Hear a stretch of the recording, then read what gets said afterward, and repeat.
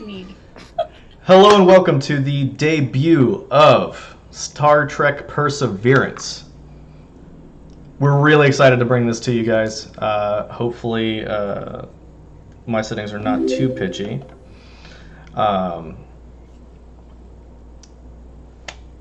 Some minor announcements. Unfortunately, Bebo was not able to join us tonight.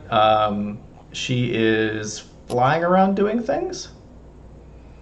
Last I checked. She's at a convention. She's There at it a is. convention.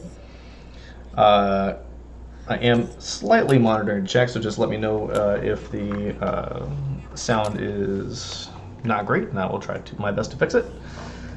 Oh, goodness. We'll do that for now. I am Zach. I am the game master for Perseverance.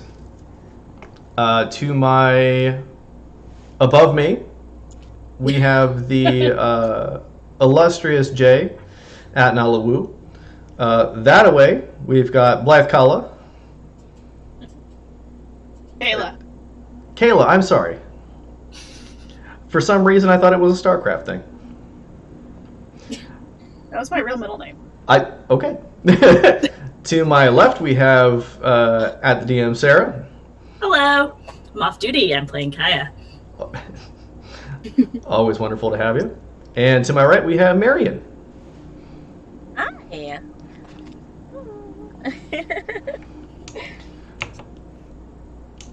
I'm trying to make Sorry? trying to make a we're live post. Oh, Yes, please let your friends know we're live. yes. I know you're So, at a little bit of a delay, but love Yes, so we do. This is a sponsored stream. We are brought to you right now by Star Trek Fleet Command Mobile. It's a neat little game. I've been playing it on my phone lately. It's just I like tchotchke games, and I like little time wasters, and that's if I can get one if I have one with the Star Trek thing on it, I'm all about it. We are also sponsored by Adam and Eve. Woo! Which still makes us all laugh, but it happened. They were super on board with it. You can use the discount code Perseverance for 15% off over on Adam and Eve at their website, adamandeve.com. Marion. I know, right? You keep your unicorns to yourself over there. I'm just thinking about the joke that we made earlier. Oh, your cup is disappearing. That was great. Oh, no. I have an interdimensional space cup. You do, Mm-hmm. but I can't stop thinking about the little red on the tip now. So. Oh my god. Stop it. You know what you did. Mary missed that one. You know who you are. You know what you did. So yeah, tweet out. It was appropriate. Give us a hand. Let's pump these viewer counts up. Yes, Adam and Eve is an online Bible store. They do Bible things. Yes. Yes. Biblical Yes. things. Biblical Sorry. Bible things. That's Biblical funny. things. Let's see if I can Nice. fix my volume. I mean, I guess it is things. These things do happen in the Bible. They do, in Extensively. fact. They are do. books of the Bible devoted to these things happening and the children that are born from it for pages and pages. Okay, yeah. Let me know if that solved the issue. I'm not working with my ideal stream setup yet. My stuff arrives Wednesday, and then I'll be all set up. But right, so yeah, tweet out.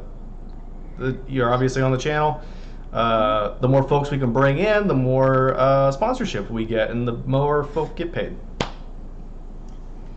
which is always a wonderful thing. If we can start getting more and more folk paid in tabletop RPGs, that's a wonderful thing. There's more room than just Critical Role in the market. Let's put it that way, and There's room We're for all part of all making of that us happen, at this so. table. Oh yeah. look, if at some point I want to get everyone in person to do a thing, to do a show. Yeah. I think that would be super fun.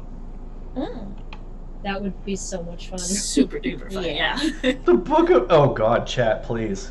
Chat is in timeout. What's happening? Where are my I mods? looked and I was like, okay, this is our audience Oh. now. This is just what happens. This is what happens now. Okay. So, let me get back down to this. I was telling everyone in the cast earlier, my computer decided to eat all of my campaign notes, so I am working off of what I remember, honestly. Fine, it'll work great. You know, sometimes We're all improvers. sometimes Microsoft decides to just, do terrible things to me. Sponsored by Apple. Just Damn. Microsoft's a very nice employer. Yeah, yes, they are.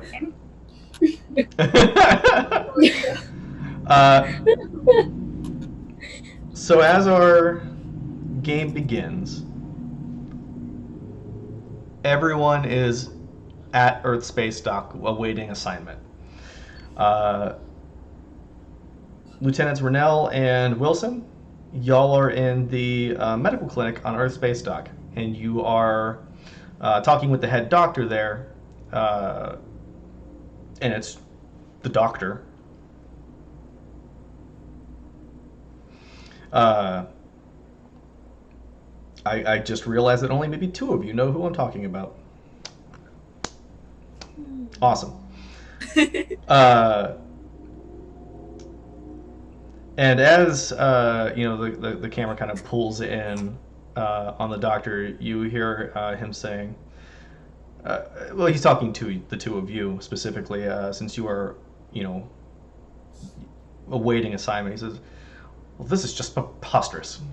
The idea that you 2 would be given, the ability to man a Starship's medical clinic yourselves is just, it's insane. There should be far more experience under your belt before you get your first assignment. And he kind of sighs as he's saying that, and he says, I suppose the manning shortage that we're dealing with right now is, that's going to be a cause for all this, but I'm still not pleased about it. So yeah, as you guys are aware, the year is 2385. This is several years before the Romulan supernova. Y'all are aware that there are basically a fleet of ships being constructed on Mars, or at Mars, I guess, technically, because they build in space. But so y'all are aware of that.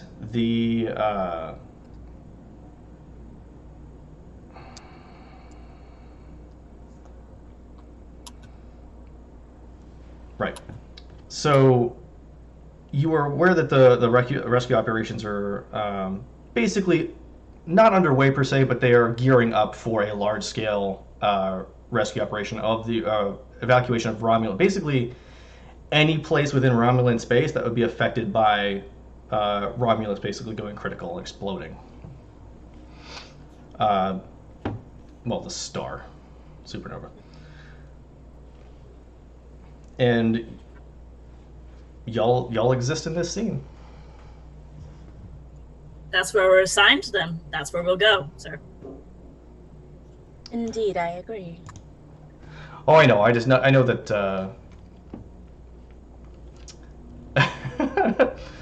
I know that I'm not mad at you. I'm more mad at the idea that we have to put more young bodies into harm's way that may not, have the necessary experience to do so. If it is a comfort to you, I believe once we have the experience, we can build upon it, and from there, we can build upon our strengths and have little to no weaknesses if possible. This is going to be good for you. It is. It's just not all that common that we put a lieutenant junior grade in charge of a med clinic. Although, to be fair, I don't have a rank, so I guess there is a there's a time and a place for everything, I suppose. Of course. You all are aware that aboard the Voyager, where the Doctor is from, he's an emergency medical hologram. So he doesn't technically hold a rank. He is a construct of light and, like, I believe, a particle field. Does he have a doctorate? He has Is the this man a entirety of doctor? medical. He has the entirety of medical knowledge at his fingertips.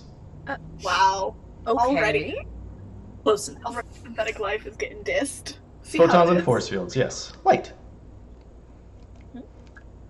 The chat is helping me. And yes, they are not on Utopia.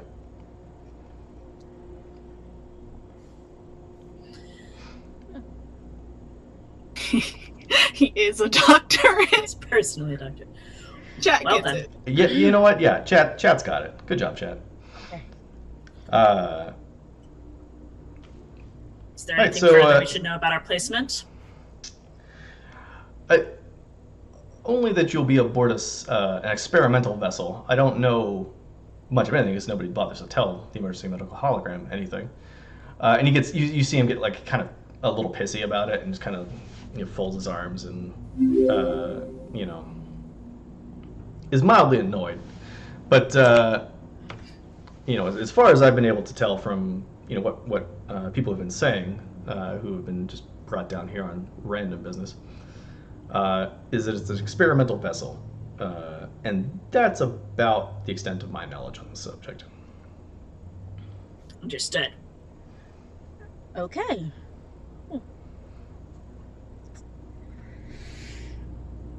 Over the comms, over the intercom, you hear, will Lieutenant Junior Grade Vernell and Lieutenant Wilson please report to the shuttle bay? If you'll excuse us. Thank you. The doctor nods and then, says to himself, "Deactivate medical hologram," and then he kind of blinks out of existence. Over in the cantina, there is a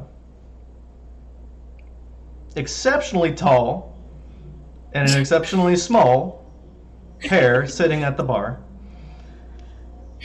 having a couple drinks. One is in the command red, and the other is in science blue. If you two would like, I completely forgot to ask Renell and Wilson to describe their characters. That's my mistake. But we also have character arts. So,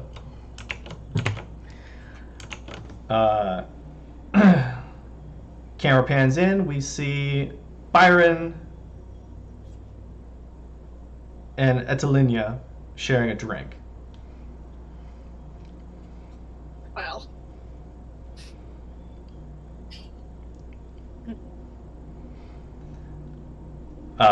And as you're kind of sitting there, the bartender kind of meanders over your way and goes, "So what are you having?"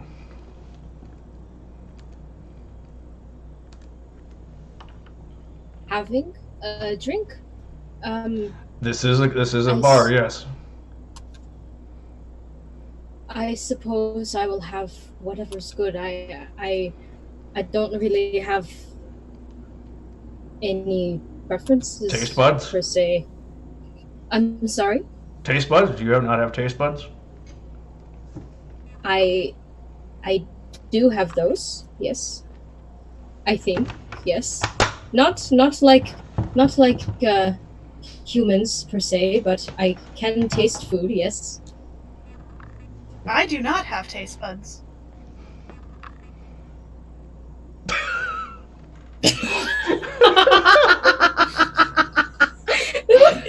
I'm sorry. The doofy look on your face is just amazing, and I loved it. He looks over to you and goes, "So do you want anything?" I am good. Thank you for asking. You are doing a fine job. Well, thank you very much. I would like to get just some juice, perhaps. I'm going to be getting an assignment soon, and I don't wish to intoxicate myself with things that I don't know. He pours you some apple juice from behind the bar. I drink my apple juice.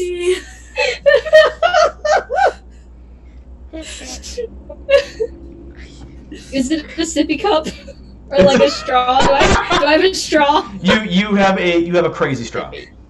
It's a crazy straw. He puts okay. a crazy straw in your drink and passes it to you. And as you are sipping your apple juice through your crazy straw, some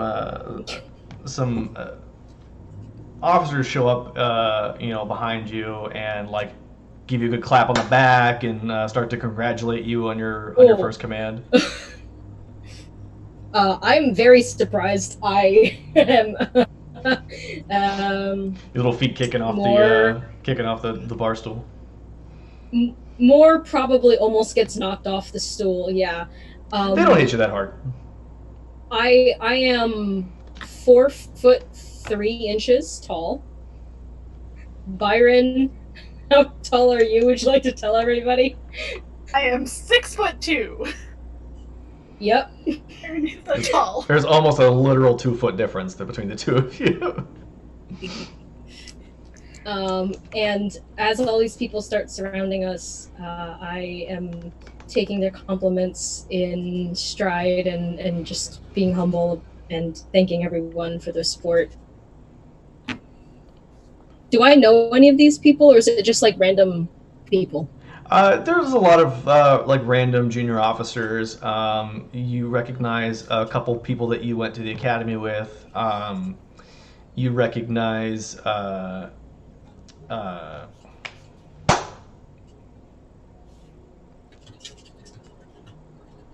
damn it, I can't remember the name. I had it. Anyway. You recognize an Ensign B. Mora, who is a shorter human, kind of jacked, but like, oh, yeah, like not broad-shouldered, but jacked. Okay. And she comes up to you and shakes your hand and congratulates you and is super excited for you.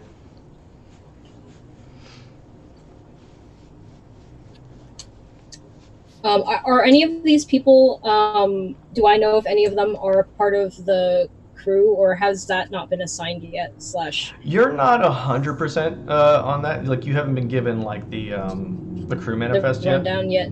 Gotcha, okay. I'm probably just keeping an eye on Byron, seeing how she's doing with all of these people around, and just trying to talk and thank everyone for being there. And I'm sipping my apple juice. Through your crazy straw? Through my crazy straw. Did you put ice in it? Did you want ice in it? I don't know. More didn't specify. Then yes, he put ice in it. Okay. Iced apple juice. I'd like some apple juice on the rocks, please. Oh my God. Yeah. I always forget that Syntha Hall is a thing, Sorella. Today is a good day to be dry. Oh, chat, please. Byron the cap to Moore and is just like, "You have earned this. Aren't you excited?" I am very excited. I'm a little nervous, not gonna lie, but I think it will be a good experience for both of us, and I am so happy that I can have you with me here. You will be a great captain. Thank you, and you will be a wonderful first officer. I will try my best. And I just smile and I kind of like nudge her. Aw, best buds. We're good friends, everybody. So Good pals. as you lean over to nudge Byron, you hear over the intercom, Will Captain Moore and Lieutenant Commander Byron please report to the shuttle bay?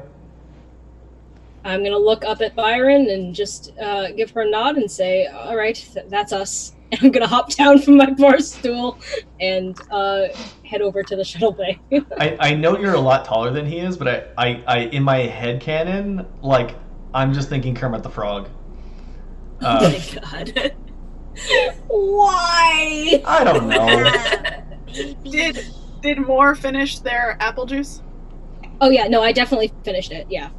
Byron takes the apple juice from Moore and puts it on the bar, and then leaves a nice tip for the bartender. Byron is good. He nods. You don't really have, like... This is essentially a socialist society with no wants or needs, so, like, money's not a thing. Yes, but So- I did also not order sometimes a a thing. drink. This is my thanks for your service when I did not order a beverage. Your squatting fee. Yeah, you're taking up a seat at the bar. You know what? That's fair.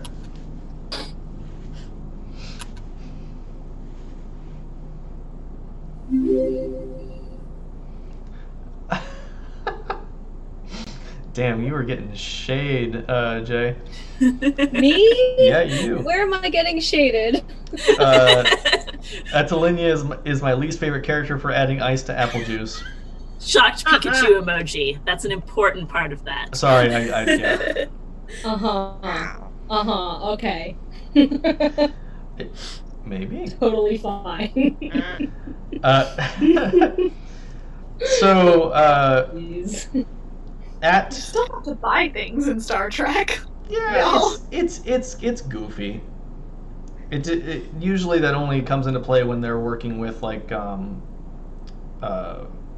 interplanetary governments or other organizations and stuff like that. But within Starfleet, it's not really a thing. There's no cash money here. Yeah. There are I like mean- credits. Yeah. There is credit money. It's Star Trek is weird. That's why we love it. True. Like, the only consistent thing in Star Trek is it's weird.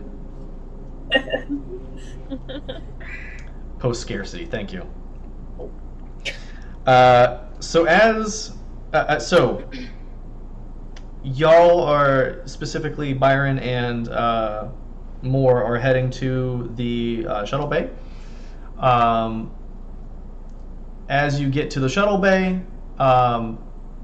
Byron, you enter the room first, and you look around, and the crew complement is standing there in formation at attention,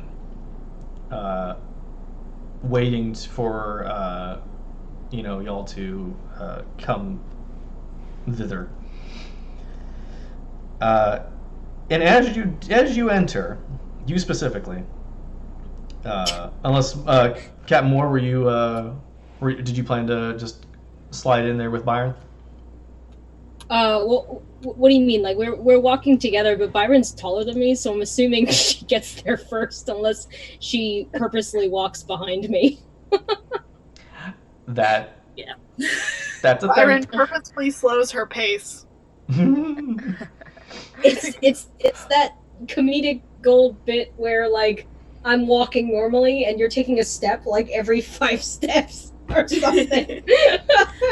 So as you two are kind of walking down the hall, then kind of doing your goofy mismatched walking pace, you see 2 junior officers just hauling ass, and they pass you up, and they spin around the corner.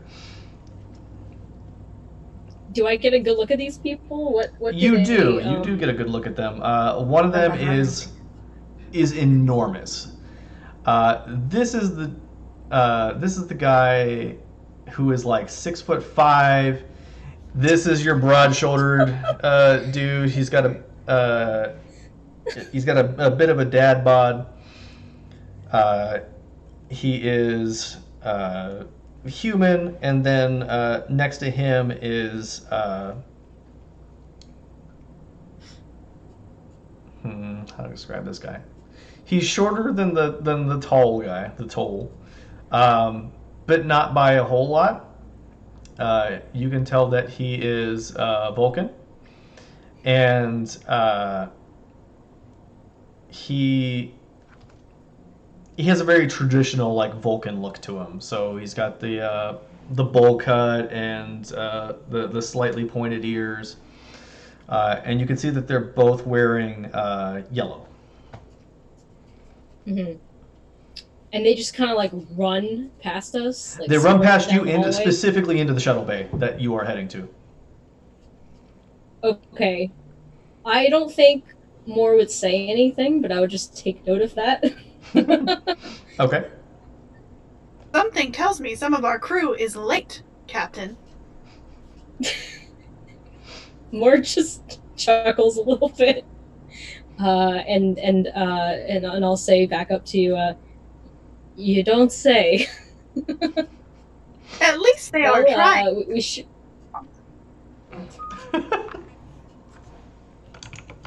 You turned robot. I can't. Can you repeat that?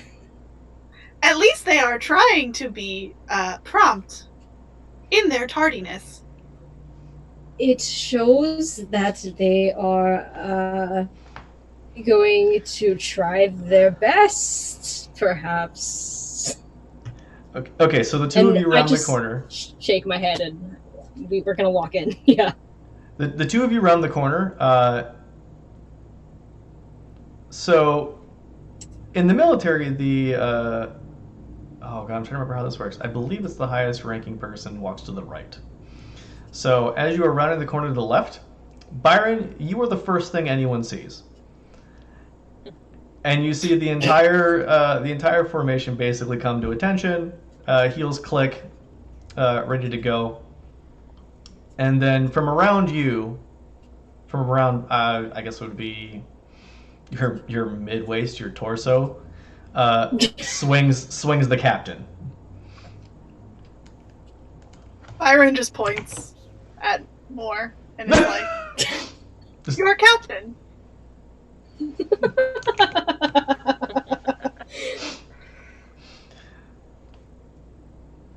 I'm gonna just step forward and just nod at Byron, just sort of as like a thank you. Mm-hmm. And who all is in the room? So it's the entire crew complement. It is about 150 people.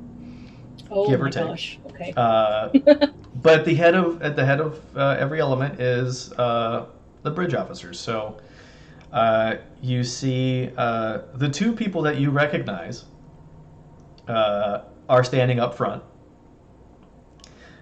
You notice another lieutenant wearing yellow, and he just looks like the happiest person on the planet. He is just excited to be here. He is excited that you're here. He's excited that you guys get to go on adventures. He is ecstatic. So I'm getting like good vibes from him with my. You are getting path great skills. vibes from this guy. Yeah. Okay. He's Moore. Andorian. So he is, Mm-hmm. blue-skinned, white-haired, and diddly bothers. And then you recognize Ensign B. Mora is there, standing up front and center. Well, not front and center, but up in the front. Mm-hmm. Along with Lieutenants Rennell and Wilson. Mm-hmm. And you may now inspect your troops.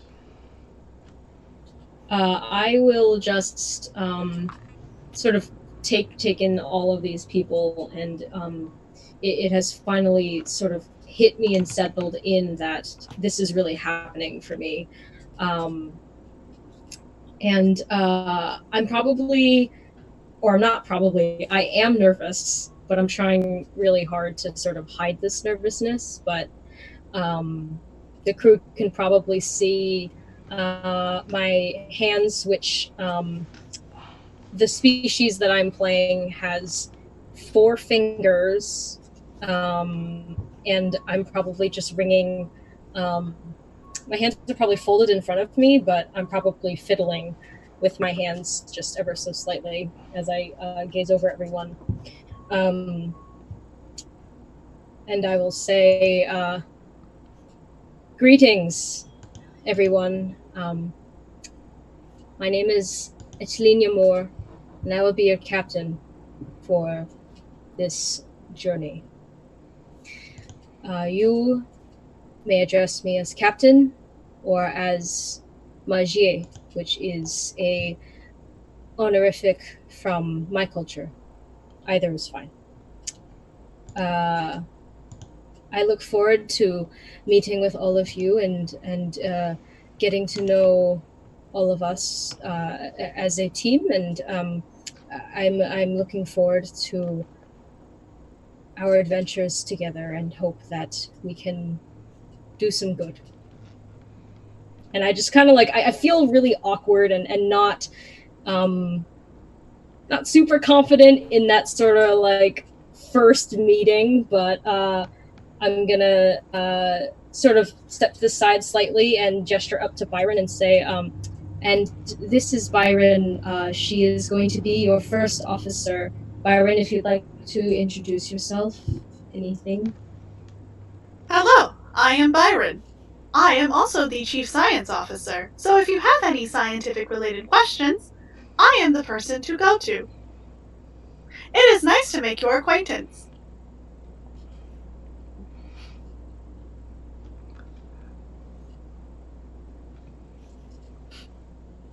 Mary and both you and Sarah are there, so you can respond if you'd like to. Oh.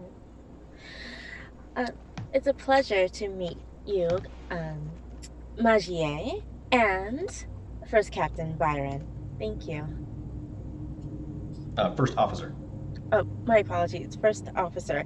I guess I too am nervous. Yeah, you see that that 6'5" behemoth of a dude kind of like nudge you in the ribs a little bit. I physically and mentally take note.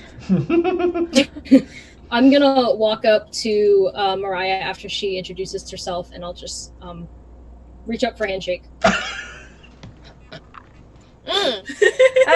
And oh man, I will hold in as much humor as I can. A little giggle does come out, but to be respectful, of course, I hold out my hand. I look a little confused as to why you're giggling, but I shake your hand, and I'm probably just gonna go down the line and let each officer introduce themselves. So first on the line is obviously you're standing in front of Lieutenant Wilson. To her right is Lieutenant Rennell. Kai Rennell. I'll be serving as your chief medical officer, Captain. Thank you. Whereabouts are you from? I was born on Rigel 12. You may not have heard of it. Been training at Starfleet for the past 8 years. Rigel's the hipster planet. Hell yeah. Totally haven't heard of it. I have where you're from. I went for the most remote planet I could find. I heard about your planet before it was cool. That's lovely. Wow. Hey, Game Master, as someone who has studied intergalactic relations, would I have heard of her home planet? Well, we can get into that if you'd like. let's see here. Also, as someone who's a walking encyclopedia, would I have heard of her? Hopefully Yes. Byron has. Yes, you would have because your character is BS. The best kind of BS. I will take, if you would like to know if you know that one, Captain, I will take an, I'll take a reason, reason science, I guess? Cool. How many dice do I get, Game Master? So this is a two difficulty, a two success difficulty. So, So I you will get roll two yes? d20, Okay.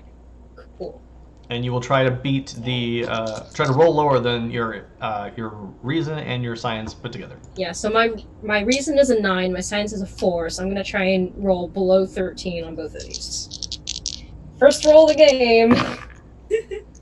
Okay, I got a 10 and I got a 3. Okay, so you hit both successes. You Hell are you are aware of Rigel. Okay. You were aware of the Rigel then- system. Yeah. then- Lieutenant Rennell was trying to name drop an obscure system on you, and you picked it up pretty quick.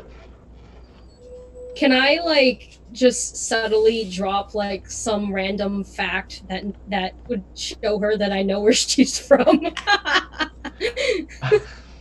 So something like sure. oh yes, like I heard of that. You all are famous for blank. Something like that.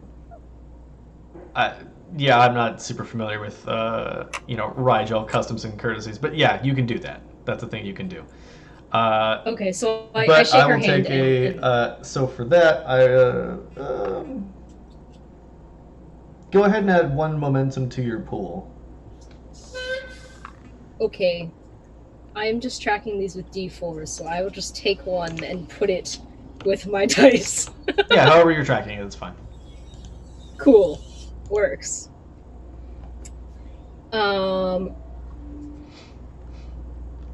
And then I guess I'll just unless you want to say anything back. The captain's widely traveled, I see. Not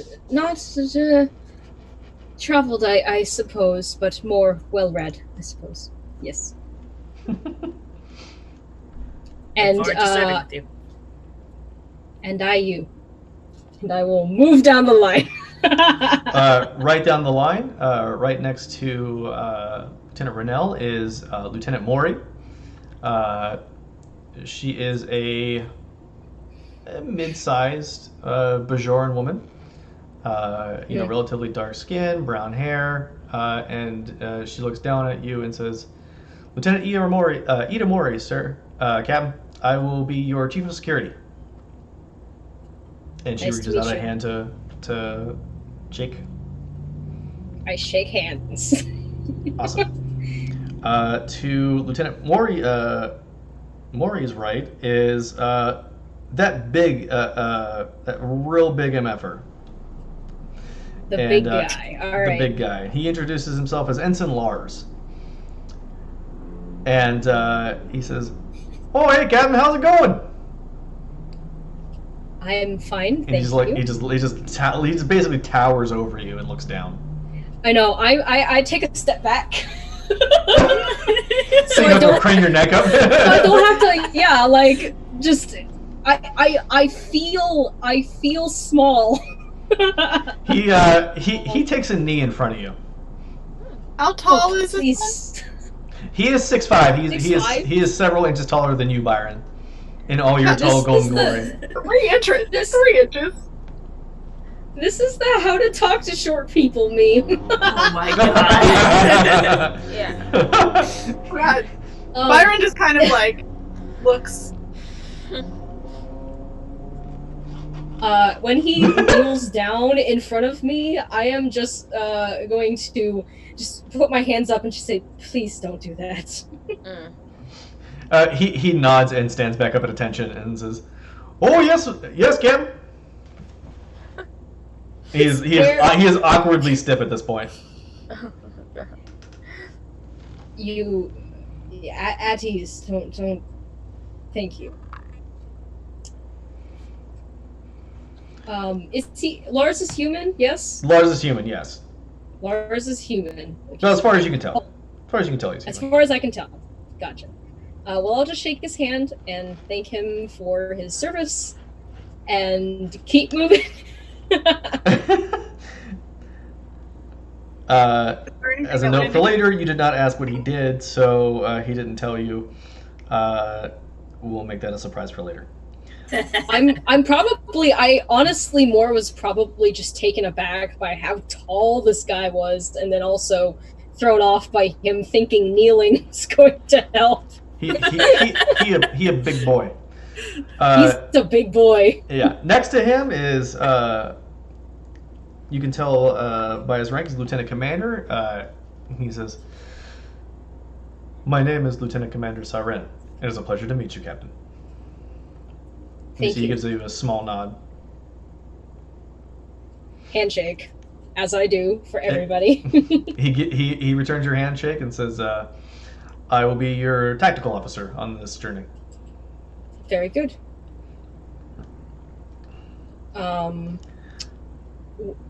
Whereabouts else have you served? I have served on several smaller vessels in tactics, but that's fairly the extent of my experiences in the tactical station on smaller ships. It's honestly it's a privilege and a pleasure to be able to work for you, Captain. Thank you. I look forward to working with you as well. Siren just kind of nods at you. Mhm. How many more people are like down this row? 2. 2. Okay. You step away from Siren, scoot down the line one more, and you are met with Lieutenant Bimora, who is a little taller than you, but she is the jacked human from the bar. Ah. What's her rank? Sorry, it's Ensign Mora. Ensign. I will put my hand out to shake and say, Ensign, how are you doing? I'm doing just fine, Captain. It's a pleasure to meet you. Again. Oh God, no. Oh God, I'm sorry. I messed it up. And you see her like start to like visibly shake. I kind of like look up at Byron just as a like what like is she stressed? Is she upset? She's anxious as all get out. I believe these are common signs of human anxiety. I'm just gonna say thank you, Byron, and I will offer her a hand, and partly to shake, but also just to like offer her a hand to say like, don't worry about it. It's a stabilizing hand. Yeah. Yeah. So as you reach out, the ensign takes your hand and gives it a good solid shake, and then as I'm gonna basically put my other hand on top of the hand, so like this. Okay. And I'm just gonna look her in the eyes and just say, "Don't worry about it." She kind of looks at you and is like,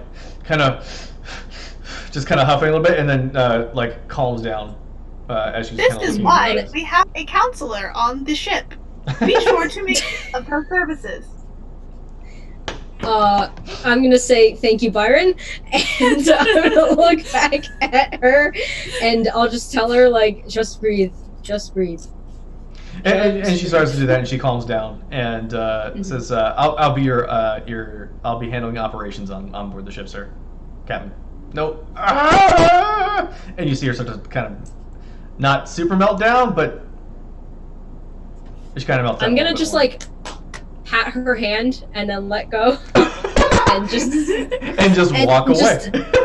I will nod at her and I'll like just My eyes are saying don't worry about it, but I'm wearing glasses, so she probably can't see. Oh no. Okay, so at the end of the line, you meet the excitable ball of happy joy, and that exuberance kind of washes over you and hits you like in the chest for a second. Mhm. And then this kind of partly Betazoid kind of reaches out his hand at you and says, "I'm Lieutenant Parrish, and it's a wonderful pleasure to meet you, Captain." And he reaches out, grabs your hand, and then shakes it up and down with both of his hands closed around it. I'll be handling the engineering on board ship. Does Moore's feet leave the ground at any point during this handshake? Yeah. They're being like flung around like a fish. It's kind of Like a fish, really. yeah, like a fish. Let's count fish jokes. That's one fish joke. Chat, will you count fish jokes? We need a Byron like kind of gets concerned and is like, "Please be careful with our captain."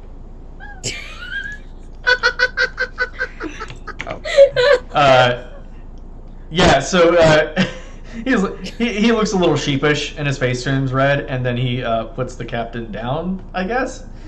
Not that you were ever really being like literally lifted into the sky by this he's only like 5'9", but still taller than you. Byron is just concerned. It's like it's like this. It's valid. This is a friend, by the way. Oh, I love it.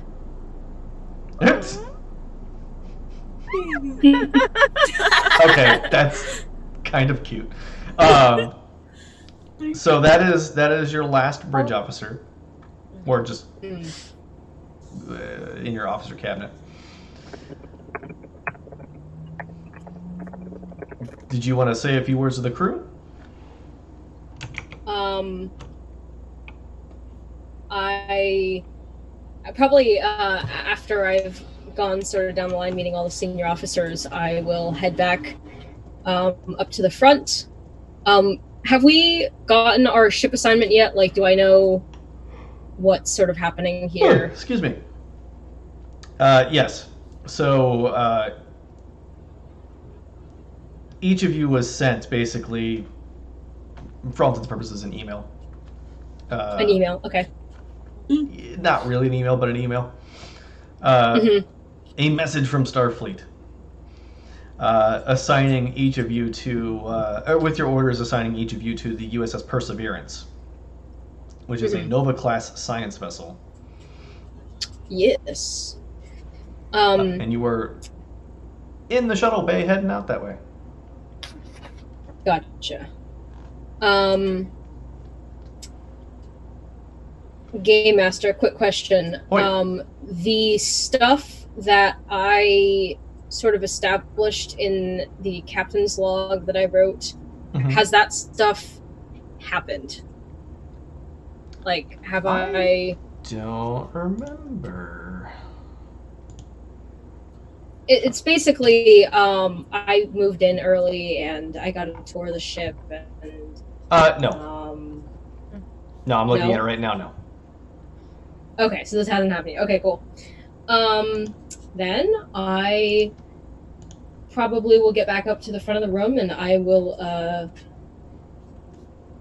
maybe just brief the entire room for everyone else, the general crew who might not know what the ship is and sort of history of it, because I think it's a brand new ship, right? It is not a brand new ship. It is a refit for this refitted? ship. Refit, gotcha. It is refitted. Yes.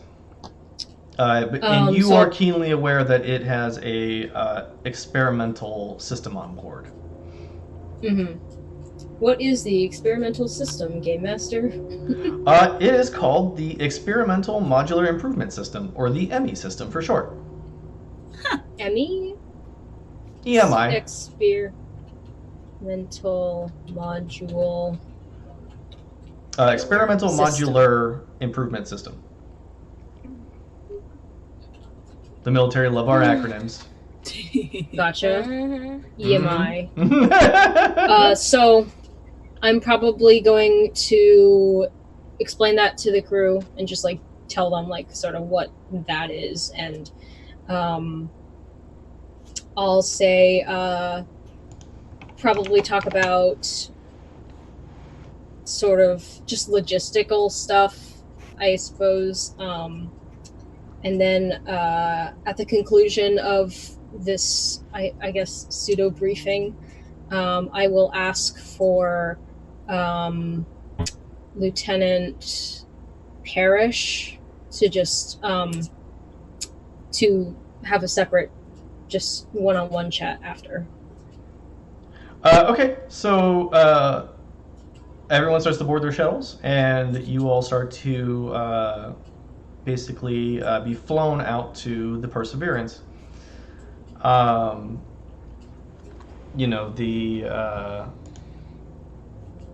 Perseverance again is a Nova class starship, and give me 2 seconds. I will throw something in for the chat to take a look at. Ooh. Yeah.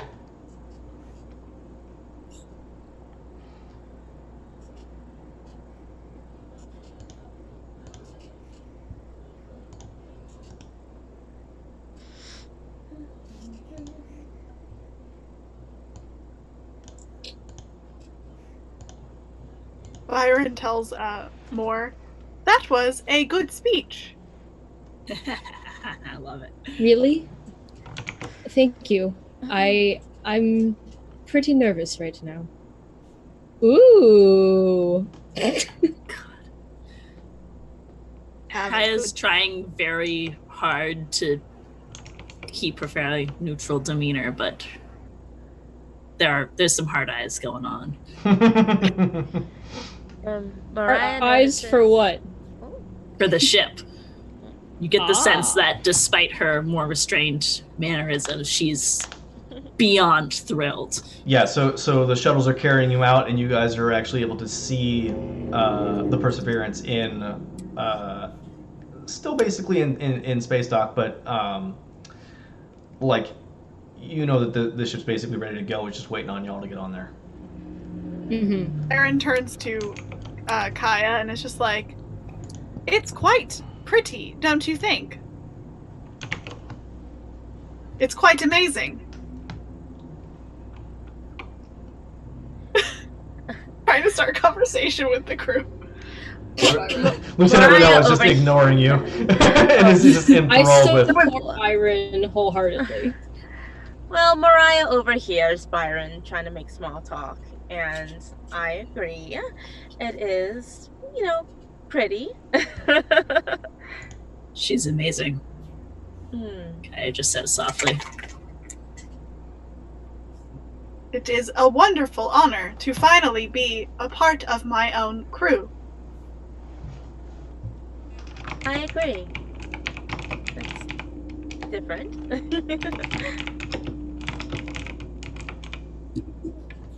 Kaya looks over at Byron. This is your first assignment. I have been on bases before, but this is the first time I have any kind of rank.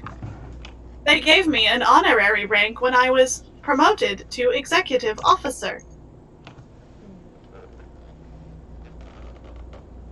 Kaya just nods, and you can see her face kind of being like, you got honorary promoted, and I did 4 years of medical school. Interesting.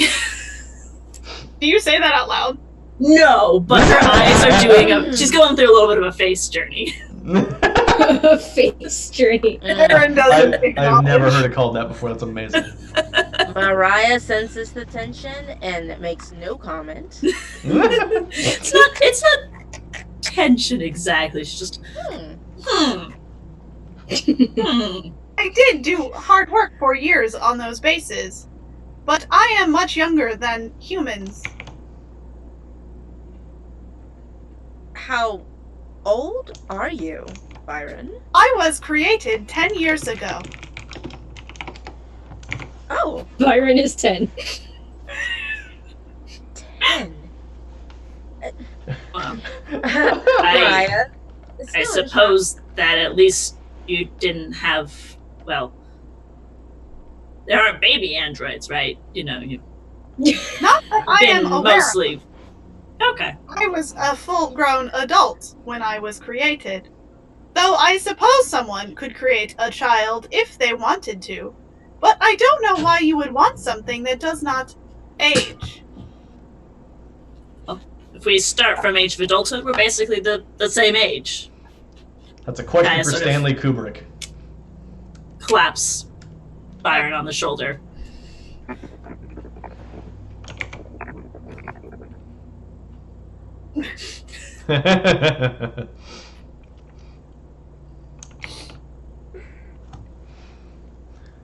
So y'all, basically your shuttles are all kind of pull in, so to speak. Y'all get off and start finding your way to your various, crew quarters and whatnot, and start getting kind of settled in. Y'all take the rest of the evening to kind of get acquainted with the ship. Lieutenant Parrish is so happy to take each of you around, either individually or as a group, and kind of basically play tour guide. I would like to speak with Parrish privately at some point during this first night. Sure, yeah, you take him aside, and he goes, "What can I do for you, Cab?" I'd like to talk to you about something that is essential, I suppose, to my health, I suppose I can call it.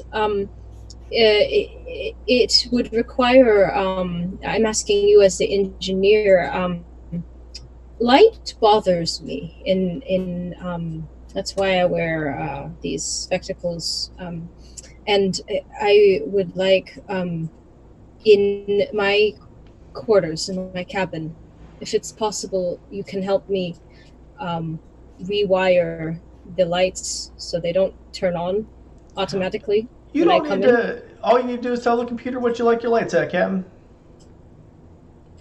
Is it that easy? It really is. And he walks you through it real quick, and then sets your lights to, I don't know, whatever sensitivity you like off. Off. Just completely dark in your room. Yeah. Okay, yeah. And I will just does he seem to be confused, or is he just chill? No, he's chill. Cool.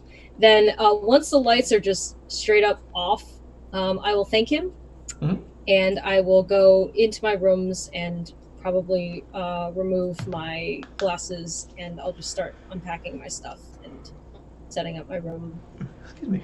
Okay. and stuff. Did anyone else have anything they wanted to do during that first night? I will be grilling Lieutenant Parrish on the med bay, its capacities, anything that she needs to know about what it can do. There's nothing non-standard in that medical bay. Anything that you think should be in the medical bay is going to be in that medical bay. He's asking anyway. He is patiently and exuberantly explaining this to you over and over again every time you ask. Once she's satisfied, then she will go to her quarters, but not before. Okay. I love all of these characters. Marion, you stop. I see you. Honestly, as far as try to, I guess, get through her emotions, she's just gonna meander throughout the the starship. Get familiar with where things are, even though clearly there's a map. It's nice to see it for herself. So she's gonna walk about. Okay, cool. Byron gets to work immediately.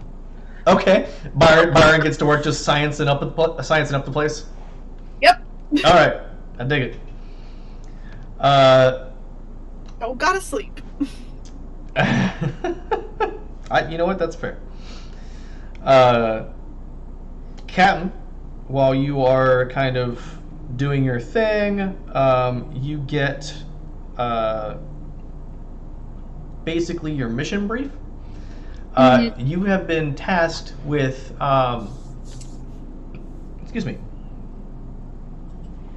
going to different planets, both within and without outside the Federation, to pick up enhancements for the ME system.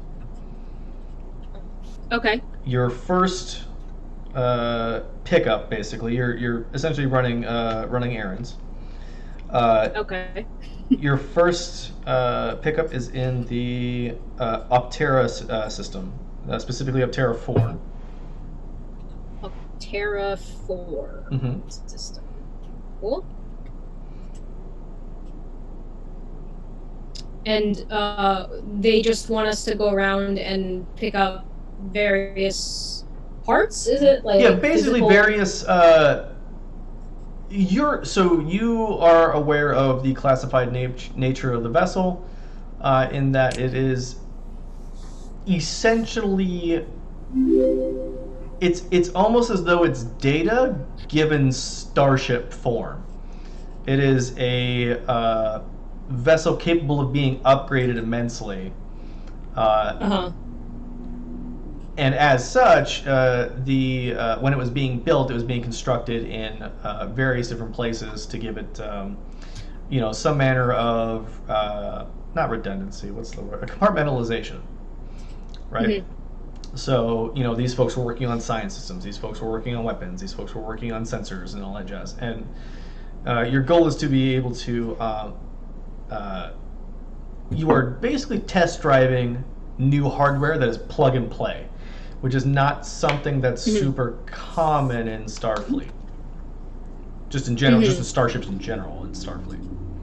Yeah, and probably with my own sort of experience, like prior experience, it isn't anything like I've ever done before either. No, you understand that this is more of a it's more of an engineering and science experiment than it is like traditional diplomacy that you are, Gotcha. More used more to. well versed in. Yeah. Okay. But this is the lot that you've been handed. And I'm ready to go. I think after moving in and all this stuff, I will probably call a meeting for the senior crew to sort of brief them on this. Okay. Yeah. So the next morning, you basically put out a ship-wide announcement to the senior staff, who all show up, prompt and early at I don't know 0800, whatever time you want, really. Yeah. Most of the crew is pretty professional. Again, with the exception of Ensign Bamora, who is desperately trying not to let the situation at hand overwhelm her, and Lieutenant Parrish, who is just that same lovable ball of joy that you have come to know. You seem to think he doesn't have an off switch. Understandable. If at all possible, if I could have contact Mariah before this meeting, and I would like to tell her, if possible, if she could sit next to the nervous ensign. Oh, the nervous ensign. Okay.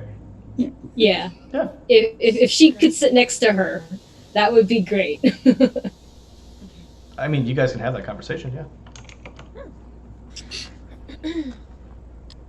I'll probably just badge to her. Captain to what is your rank? Oh my god. Lieutenant Wilson. Lieutenant. Lieutenant. This is Captain to Lieutenant Wilson. Yes, Captain. During the briefing meeting this morning, can you sit next to Ensign, what's her name? I gotta write these down for later. Bamora? Okay. Yes, most certainly. I can do that. Thank you very much. Alright. And yeah, so then when the meeting starts, I hopefully am the first person in there, and I'll just sort of get organized. I probably have like a little I have a little notebook that I carry, which I have, and I've probably taken just a couple notes about the mission and whatnot, and I just have the notebook, and I'm just sitting down at the head of the table, waiting for people to come in. Okay. Yeah, so everyone kind of, shuffles in. Byron is probably there probably shortly after more. Okay. I as well.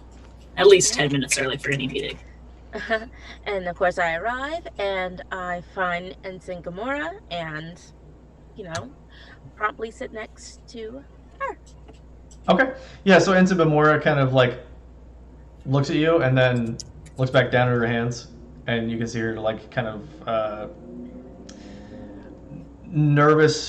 doing nervous finger things. Well, as to not be rude, I kindly bring my hand over, but I don't touch. And I ask, "Is everything all right?"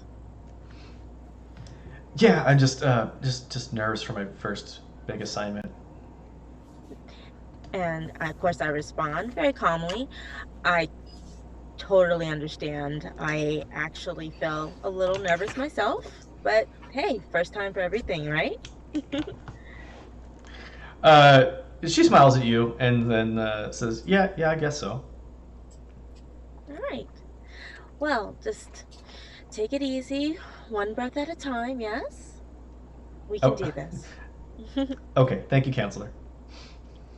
You're welcome. Captain, it's your meeting.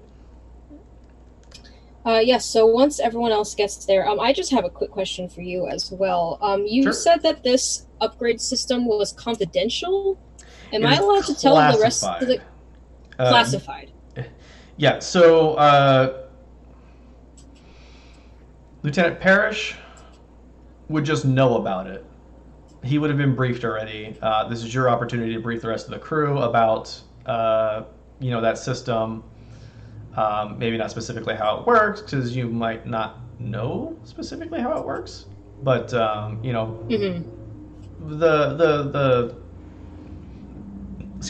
the bullet point, PowerPoint presentation on the EMI system, and this would be your opportunity to kind of talk about your first mission. Mm-hmm. Once everyone has filed in, I will probably just kind of clear my throat, sort of as a way to just thank you everyone for showing up promptly and early. I have received our first mission from Starfleet. As you may or may not know, our vessel, USS Perseverance, has been outfitted with a experimental system of sorts, EMI, which stands for Experimental Modular Improvement System. And I will probably briefly explain, to the best of my knowledge, how that works. You would know if I know anything. You know that there's basically, like, you were, for all intents and purposes, you were plugging in cards into this system. that have various effects based on what you plugged and where you plugged it, so to speak. Brought to you by Adam and Eve.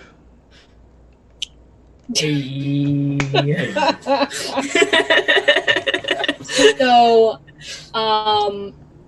I will say, so to explain, like it's kind of like and I'm probably like doing a hand thing, and my hands kind of make like little slapping sounds. Not 100% about what's going on right now.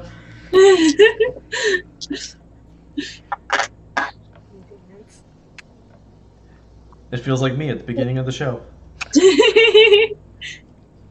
What I think my internet cut out for a second. What did you say? Oh, I said it kind of feels like me at the beginning of the show tonight. Like crab. Oh my god, I'm like a little crab. Anyway, Crab I will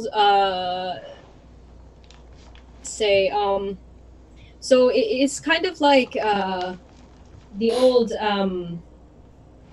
do gaming consoles exist? Like I want to make a comparison to like So you are aware that the holodeck exists? The holodeck is essentially like PlayStation VR on steroids. Right, yes. Holodecks are so cool. It's like a Vive. It's like a what? It's like a what? A Vive, which is a Yes. very powerful VR system that you can have in your house.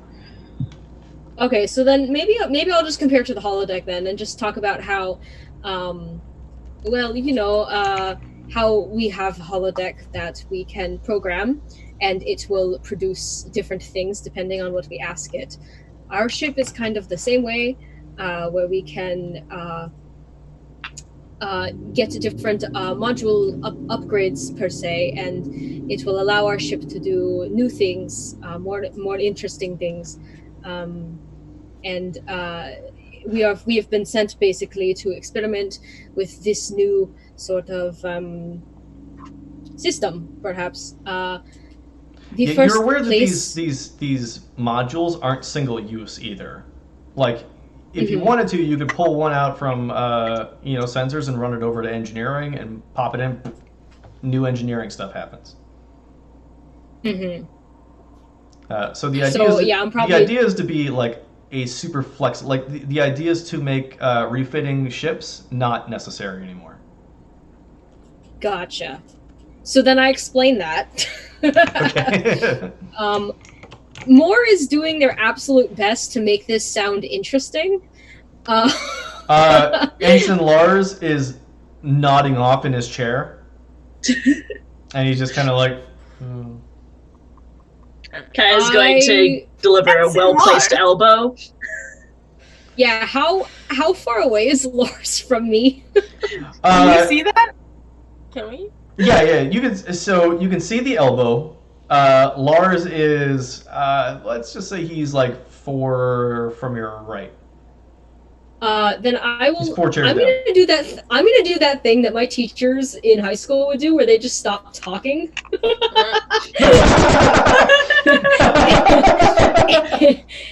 And I'm gonna pause for like, I don't know what, like 5 seconds, and if he doesn't wake up, I will call him by name. Ensign Lars hears catches that elbow in the ribs and is just like,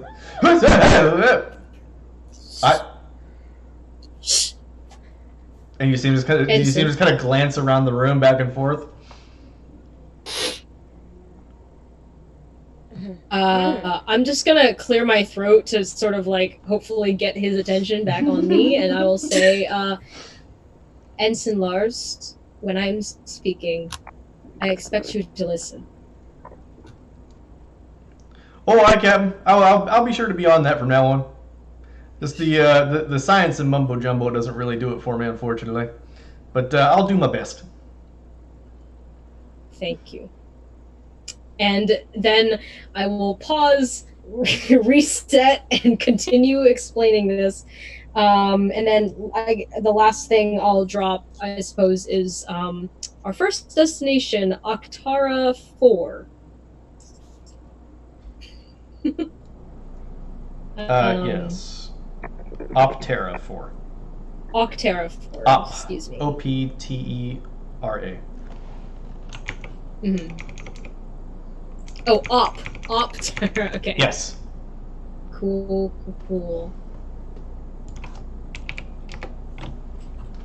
And then I will turn to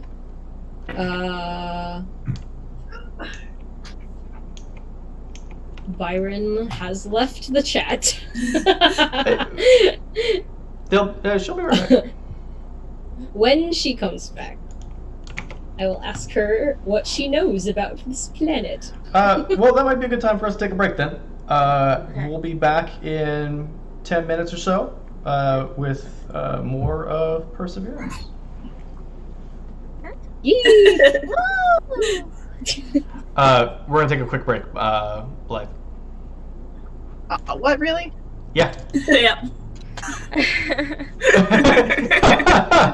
You left and I was like, oh, look at the time. It's probably a good time for a It break. is break time. It is break time. It is break time. We will return shortly. Alright. See you on the way. Blythe, when you come back, I'm gonna ask Byron what she knows about Optera 4.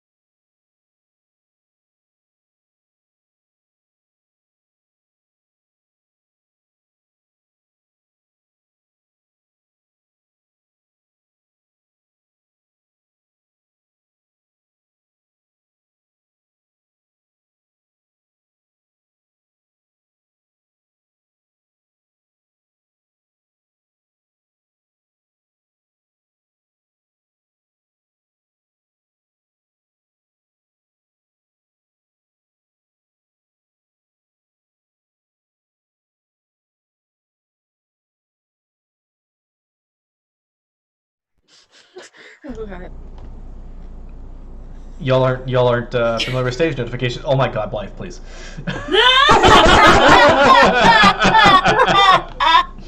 I'm Are we trying to live? listen. Yes. Oh, we are live. I'm being trolled. Oh. Hello, baby Yoda. Oh, okay. Hi, guys. I didn't put her back, so I figured. Wait, is that a bee? That's a pig. Okay. It looked really funny on my screen for a second. It looked like a piñata. Oh my And I was trying to figure out why you had a bee piñata on your head. And there were no answers. There were no satisfactory answers. Anyway, that's that. All I'll right. stick to my little whale. Okay. I like both. The bumblebee is adorable. It's true. That is adorable. Byron, I messaged you what you know about this planet. Yes. It's on Discord. Yes. So, Magier, Optera is a Class M world that is home to a wide range of organisms and climate types, with several oceans of liquid water. Its nitrogen-oxygen atmosphere appears breathable to most humanoid species. Not that I need to worry about that.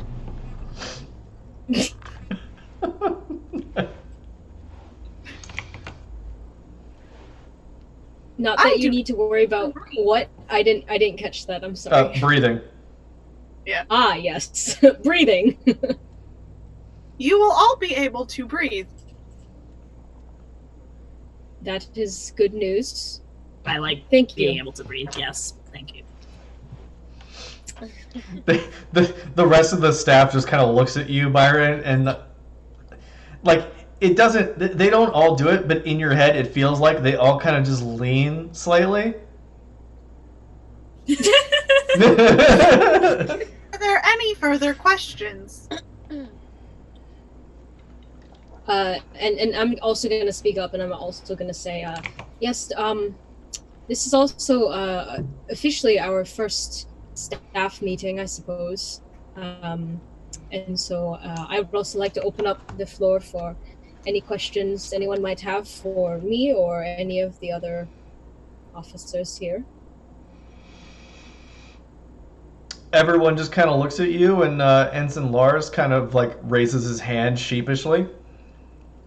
Yes, Ensign Lars. Captain, can we get underway? Of course. And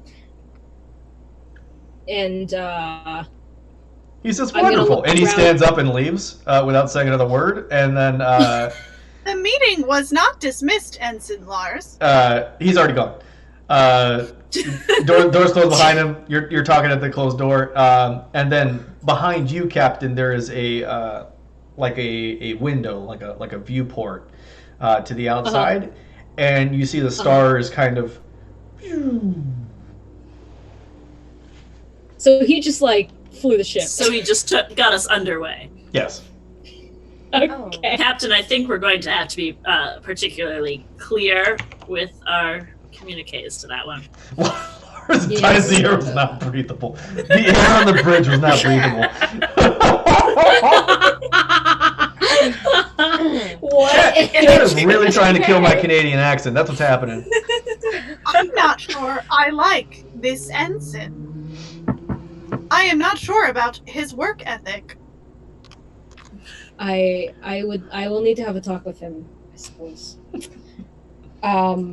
He does not if much respect.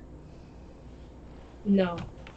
And I'm just gonna look at you softly and just say no, and then louder to everyone else, I'll just say, well, if no one has any further questions, meeting is dismissed, and I'm gonna get stand up and I'll head to the bridge, probably with Byron as well.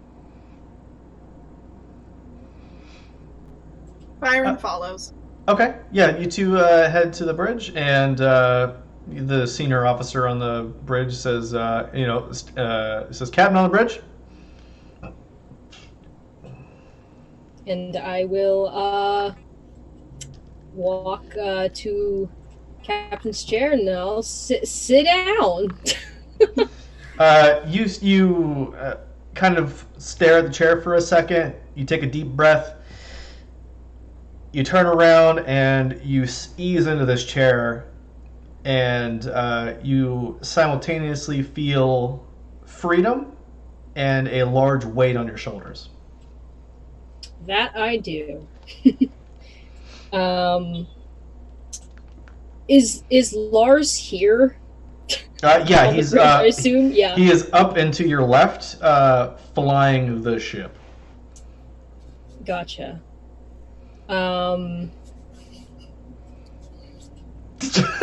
In God, damn it, chat! You can't be mixing up systems like that on me. Detect technobabble. magic on the chair. Tell me I am wrong about technobabble and magic. No, you're not wrong. Game Master, I'd like to cast a spell, please. I cast Fireball on the ship. Cynically, he's just I burning. didn't ask how many people were in the room. I asked to cast Fireball. Damn it. Okay, I'm good. I'm I upset think he's spaghetti. inwardly, I am debating whether or not I should talk to Lars now versus later. As from the leadership courses that you were given, it's usually there are times when you can like dress down a subordinate in front of other people to like make an example of them, in a less violent sense than like old timey Navy. Yeah. But you also know that there is a time that you can like take them aside, call them to your ready room or captain's quarters, something like that, and handle them that way. In your quarters is a you have like an office space essentially, and you have an office space as well as like it's like a suite in a hotel, right? Yeah, you have an office space. Yeah. You've got a bedroom off to the side, and you have like a living area as well. Mm-hmm. So you have space to like take this off into the into private channels later on if you want to. Okay. I'm probably just gonna sit there for a little bit and just sort of ruminate on my thoughts, sort of thinking about everything that has happened to me so far, and thinking about the pressure that I feel to do a good job, and the expectations of those who raised me. Just sort of thinking about all of this, and I kind of get lost in thought for a little bit. That's a mood. Once are you responding to me or something else? You. Me, okay. Your monologue is a mood. And after I pull myself out of my thoughts, I would like to sort of just take a look around on the bridge, just make sure like nothing's metaphorically or physically on fire, and then I would like to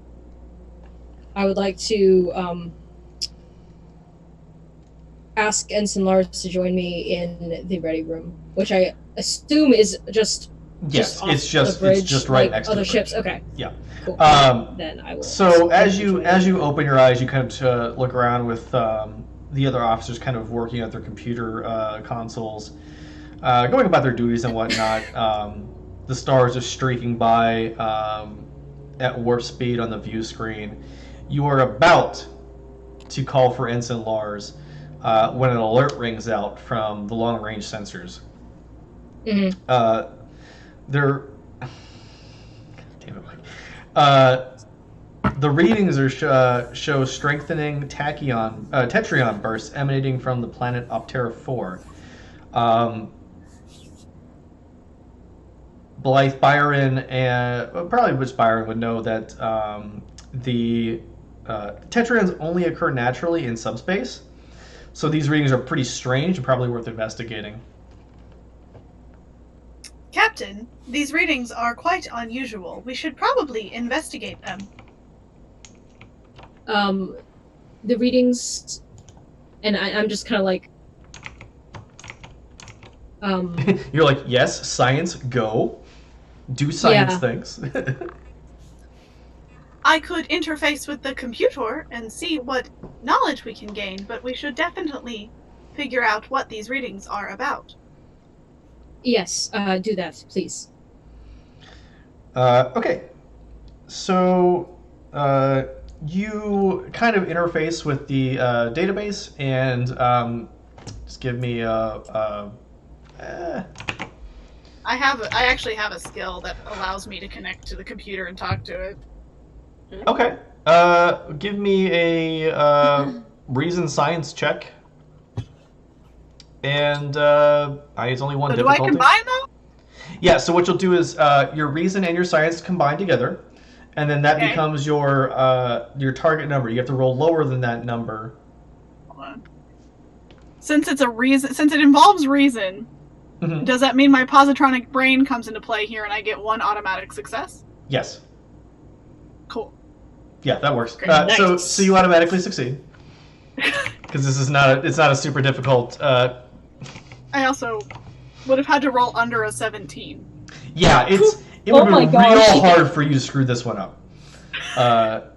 So you are aware that tetryons have a random momentum, so it makes it impossible for sensors to track them with any precision under kind of normal circumstances. So like your sensors can detect them, but not like follow them along if that's tracking. So like, we can know they're there, but we can't like necessarily see how long or like. Yeah, so you could theoretically recalibrate the sensors, you think, to like pick up on those. Excuse me. Okay. What is a tetryon, Game Master? Zach. So now Zach's gonna look like an idiot and go to Google. It's a subatomic particle that only exists in subspace environments, according to the wiki that I just pulled up. There you go. It's a little bit of space dust. It's space dust. voodoo. Yeah, it's space shenanigans, magic, if you will. And just to clarify one more time, the alert was for what? That there was just some space dust, or No, unusual it's space that dust? that space dust reading was coming from the planet that you were supposed to visit. So that's weird. That's a weird and that's thing. weird. Yes. Okay, gotcha. Okay, cool. Tetron readings equal dude in a tavern asking for help. Okay, so real talk. I do a lot more D&D than I ever have Star Trek Adventures, and I'm loving the one-to-one comparisons. Yeah, like yeah. Insert science. Science. So, it's magic okay. with more steps. So Byron would like to try and recalibrate to see if we can get a better reading on what exactly is going on Okay, I will take around this as we get closer to the planet, since we have to somehow land there. Okay, so you can spend 2 of your momentum to create that advantage of basically recalibrating your sensors. Let's see. I will also take.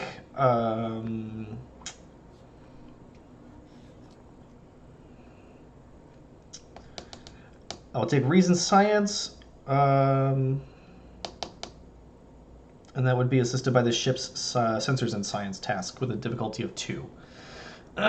Do something hinky, yes, basically that. So yeah, I'll take from you, Byron. I'll take a reason science task check, Great. and then the ship will help you basically do this check.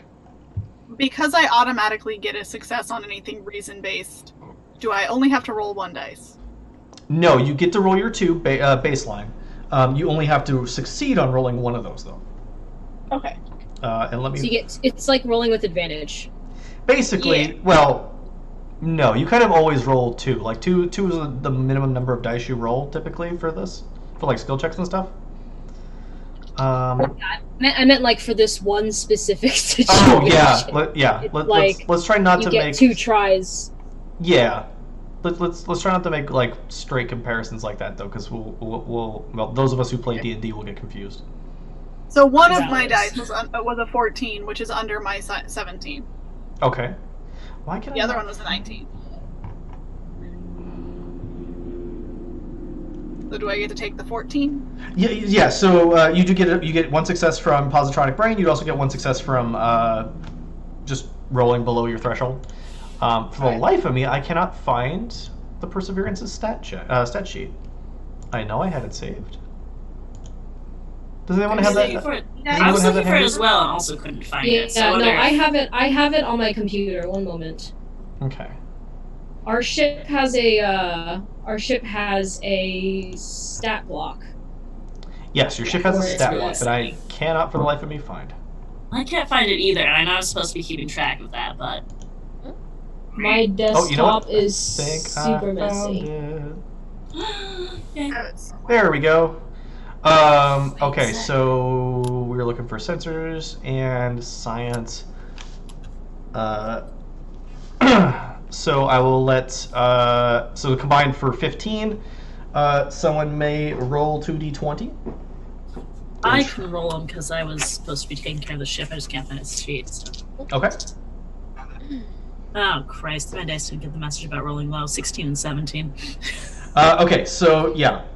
Byron is able to basically point these sensors in the proper direction, but it takes a lot of like science babble, techno babble, finagling to get it there. So the success of this is solely on Byron's back. New ship. We don't know how it works. you gotta ease into it. You gotta break it in. It's like a new pair of shoes. You gotta wear them in. Byron accidentally turns on the view screen wipers. The windshield wipers. Massive. I love it. Okay, let me bring this back up. Byron accidentally resets the ship's language to something that's not common. Oh, you're all speaking Saru So- right now. Yeah. Okay, so so Byron, you have access to the following information now. The Tetrians originate from a multitude of sources scattered across and within Upterra 4. The vast majority of Tetrions appear to originate from under the planet's surface. They appear to occur in repeated patterns, which are then answered by nearly identical patterns at a local level. These call and response bursts are increasing in frequency. Chat, you need to calm down. No one's taking missiles right now. So, they're pretty normal for this planet, but there seem to be more of them than usual. Well, no, just the fact that Tetrion bursts are happening on the planet at all is insane. Like that does not compute to Byron. Because again, this is Tetrion bursts happen in subspace. They don't happen on a planet. But it's almost like to you it almost feels like radio chatter. Okay. Radio. But it's a very call and response nature, is what it seems to be going on here, and that pattern specifically suggests to you that intelligence is at work on the planet. Is it like a Morse code type pattern? You can tell that it's language of some sort. Like you're getting varied responses. Place which carries long distance communications. There you go. You are seeing like what appears to be like messages going out and then catching responses in return. And though that conversation, if you will, is Oh my god. chat, please. Cat wants us to blow things up. Chat wants to carpet bomb. Let's be clear. Chat wants to carpet bomb the planet. No. We're gonna glass the planet. Is that the call? Is that what's gonna happen? Oh no. Alright, so You don't have enough like information to kind of decipher the language per se, but between you and the computer, you are aware that it does feel like language. Like it feels like things talking. alright. I have a specialty in language. You do not have a specialty in Tetrion bursts. I don't. do I do like language. you guys turn into some sort of scientific Voltron? Yes. And I'll form the head. I'll be the left hand. Is there? I'm thinking. Oh, I will. So Byron turns to Moore and is just like, Magier, it seems that the Tetrion burst around the planet, which should not be occurring, seem to be a form of call and response. Possible conversation is happening. However, I cannot make out what the language is.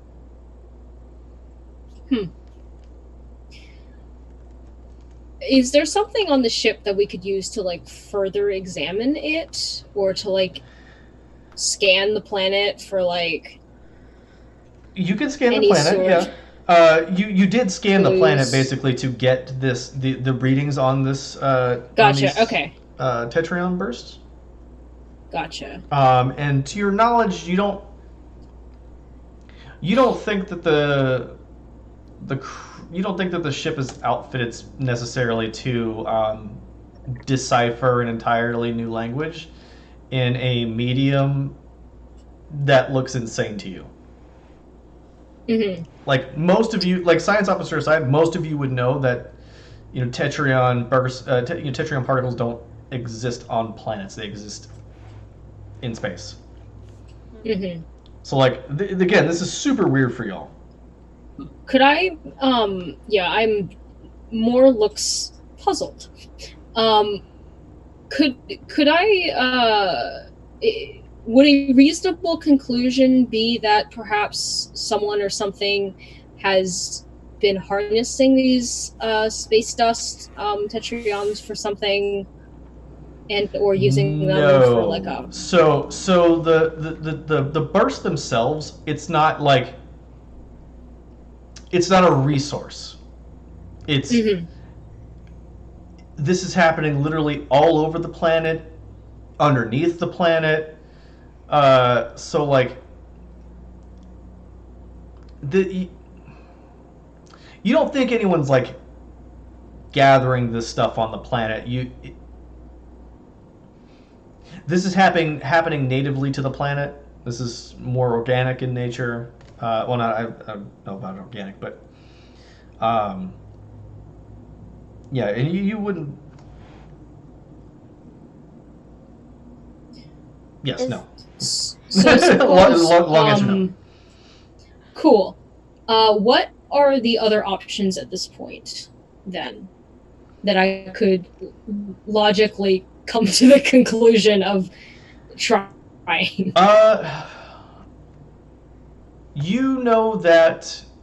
I mean, all right. So options you have available to you. You could take a shuttle down. You could transport down. You could teleport down. And just start doing like ground sweeps basically, and trying to figure stuff out. Did I get instructions as to where I was even supposed to pick up the parts from? Yeah, there's like a what do you call it? Like a monitoring bank? like a monitoring station. Okay. But it's further out. Further out on the planet? Wait, what? No, it's further along. How far away are we from the actual planet right now? You're not that far away. Like, you would have stopped, I mean, Oh, so we're like in orbit now or whatever. yeah, basically. Okay. Cool. And I misspoke earlier. This is Optera 3. Optera 4 has basically the Oh, listening post. gotcha. We were headed there, and then this was weird, so we're investigating. This is weird, Gotcha. yes. Okay. I'm making notes in chat I'm gonna- for all of our sakes. I'm gonna turn to actually I think I'll ask Parrish, because he's the engineer, right? He is your engineer, yes. I'm gonna ask Parrish, Lieutenant Parrish, is this I guess I want to ask him, like, is there, and Moore would say this in a much more articulate way than me, someone who did not go to Starfleet Academy, but I want to ask, like, what sort of, like, things can this ship do to sort of, like, do we have, like, a deep scan? Do we have, like, Yeah, you can as Chad has put it, you can scan the planet for life forms. Okay, You I would do like have to... you can like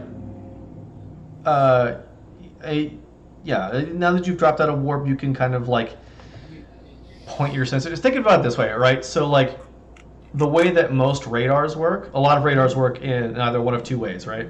It works 360, so it shoots the radar waves out in all directions, or it's focused, so it'll shoot it out in Like a beam. a direction. Gotcha. Yes. Okay. So in warp, y'all are shooting it out in all directions. It's very passive. You don't get a whole lot of great data from it. Information. Gotcha. The targeted sensor sweep is like you are out of warp. You can be like, oh, now I'm going to look at this thing. Okay, then I will, I do that. I would like to order a sweep scan for life forms on this planet, please. What? Sorry, no, Chad is killing me right now. I wish I could, like, pay attention. I have ADHD. Yeah, that's it's getting to me. Okay, so I will take a reason science and a sensor science from the ship. With a Reason difficulty of science 2. from me? Reason science from Byron, I imagine. All right. Byron, okay. Yeah, Byron. Just all of my automatic successes are really nice. It's That it's is really hard really to nice. make you fail a reason science. Ooh, Byron is super Oh, smart. 2 and a I 9. love her. 2 and a 9. Okay. Ooh. So you can bank 1 momentum for later, or you can use that to press an advantage. Like you can use. I'm it gonna to... use it for. I'm gonna save it. I'm gonna save that. Okay. So, How much momentum do we have? You have 2 right I now. as a group. have 1. Yes. Okay. Yeah, and We keep remember, momentum Yes. as It's as a group correct? as a group, yes. Okay, so we've got 2. Yes. We've got 2 total. 2 total. Okay. I'm just. I'm taking lots of notes. Good, I'm proud of you. And you drew an eyeball. It's a very pretty eyeball. My notes are BS. You drew an eyeball on there. There's an eye on there. I was like, what? So And what do I nuts. scan? What do I see? Okay, so. What do my Android eyes see? All right. We've gone from D&D to Lord of the Rings. Progression. Considering So- one inspires the other. It's still funny. So the scan confirms what the ship's library computer was telling you. Your scans detect no cities, road networks, or industrial activity. It does reveal some interesting readings, though. The planet's core has achieved an entirely liquid state that creates regular subspace inversions, allowing for the stable formation of solanogen throughout the planet's crust. Solanogen, like tetraons, usually occurs in subspace. In addition, these sensor scans reveal the following. Let's see. That there is a mysterious power signature operating on the surface of a landmass that indicates the presence of some kind of technology in the middle of an otherwise uninhabited desert. Uninhabited desert. There is an enormous What was it that concentration. Sorry, go ahead. what was it that indicates sign of technology? Sorry. Power signature. Power signature. Yeah, one you're not familiar with. Is it safe to say that because we've dropped out of warp, Kaya and Mariah would be making their way up to the bridge to see what's up? If that's something you'd like to do, yes. Yeah. There was. We're either there or we're not, so. I will certainly be going. I don't know if. You guys. So most crews don't let. So our game of Star Trek Adventures is different than your game of Star Trek Adventures at home. You guys can be more assertive with yourselves in the medical section because most of the time, like during the show, like nobody goes talk to the doctor unless the doctor is necessary for like someone to not die. So you guys feel free to. You guys feel free to be super nosy and just kind of fuss around. You can bones it up or doctor it up. Okay. Well, I love bones. we can, honestly, for me, be nosy. Well, I think Lieutenant Wilson would probably be on the bridge already as ship's counselor. She kind of is an advisor to the captain. Yeah. But yeah, Doc, if you want to head on up, that's up to you. Yeah. I absolutely will be because yes, little bit. I love Kaya. Okay. She's being reasonably discreet, but Has like a liquid Sweet. core. Yes. There's a power signature I don't recognize. There's an enormous concentration of tetrion burst located in vast subterranean caverns, which is connected to basically a network of tunnels that run throughout most of the planet. What's the thing about the desert, the uninhabited desert? There was That's signs where of technology. Signature is- Sorry, go ahead. Go ahead, Blythe. Oh, I was just saying that's where the power signature is. Yes. Oh, mysterious power signature on the surface of the landmass, which is an uninhabited desert. Yes. Yeah. Gotcha. There is smaller, more localized readings indicate that some tetrion activity near a major mountain peak. And then anomalous readings near the planet's core show a blind spot that reflects sensor scans back to their point of origin, possibly indicating shielding technology. Ooh, love ourselves. a Indicating good what? technology. Shielding technology. Building. It could be a shield around the core, it could be a shield around something near the core, it could be anything. You're not 100%. And where is that? Near the core of the planet. This is a weird planet. This is very weird. Is the air potentially breathable? Yes, you do know that the air is breathable to most species inside the Federation. Captain, if I may make a Chad is straight up recommendation. trying to kill Lars. Captain, if I may make a recommendation, and yes, I have snuck up on you a little bit.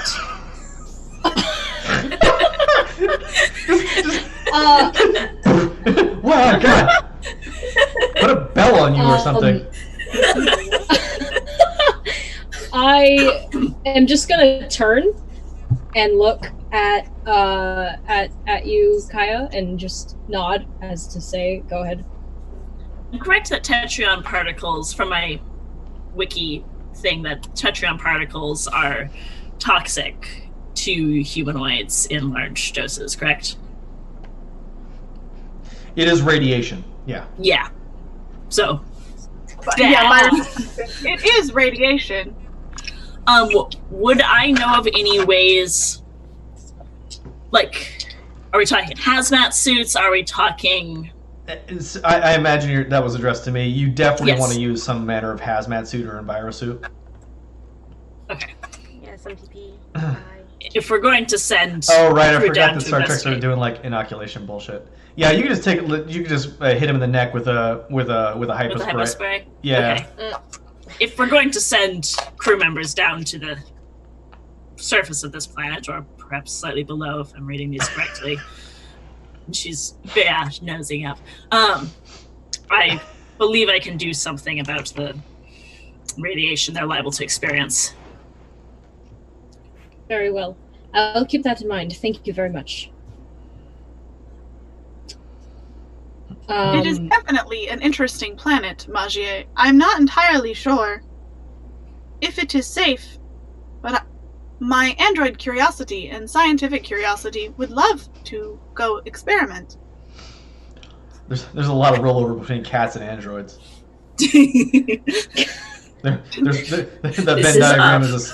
Venn diagram is a circle.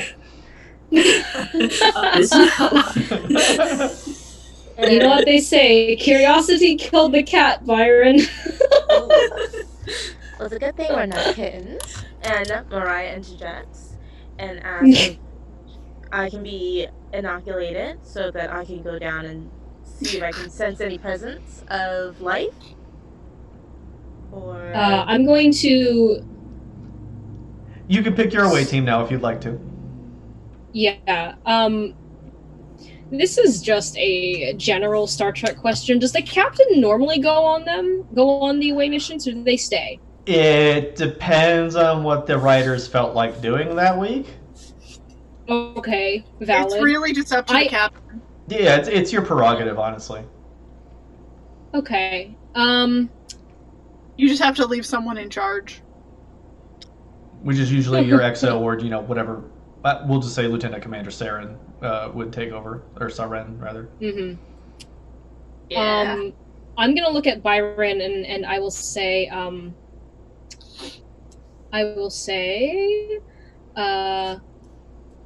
Byron, what do you suppose is the best plan of action for this?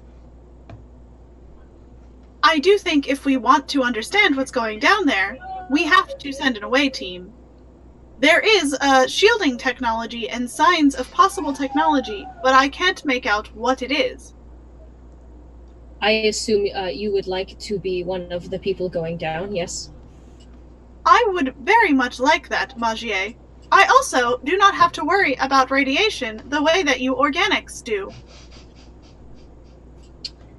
That is very true.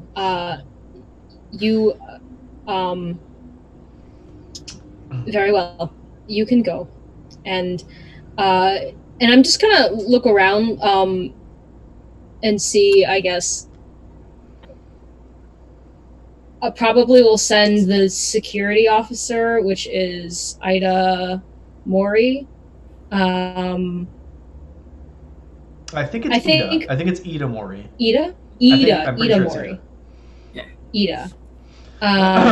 Ida looks at you and kind of nods and says, "Right away, Captain."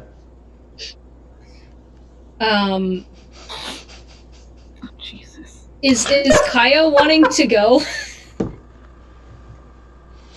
She's playing it cool. But yes. Where are you on the bridge right now? Are you just kind of standing right next to my chair, or like? I'm a little bit behind your chair.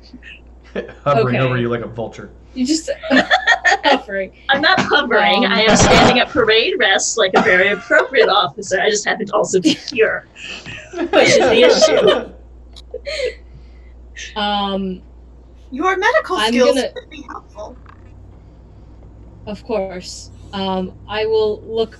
Just turn around and look up at Kaya, just chilling, kind of hovering like a helicopter parent. Captain. Rennell, would you join them as well for me, please? Happily. Let me go pack an appropriate bag and fetch the inoculation spray Stuff. stuff. The technobabble. The technobabble stuff. The Okay. stuff. So yeah, you Sorry. run and go get ready, and you inoculate yourself and Lieutenant Mori. I think I will be staying on the ship. You'll be staying on the ship. will I get to go? If you would like to. Yes. Okay. I So y'all head to respective stations, grab what you need. You'll head to the armory and grab some phasers, and you teleport down to the planet without any real kind of hang-ups. And where exactly were you going? Because there were a few different areas.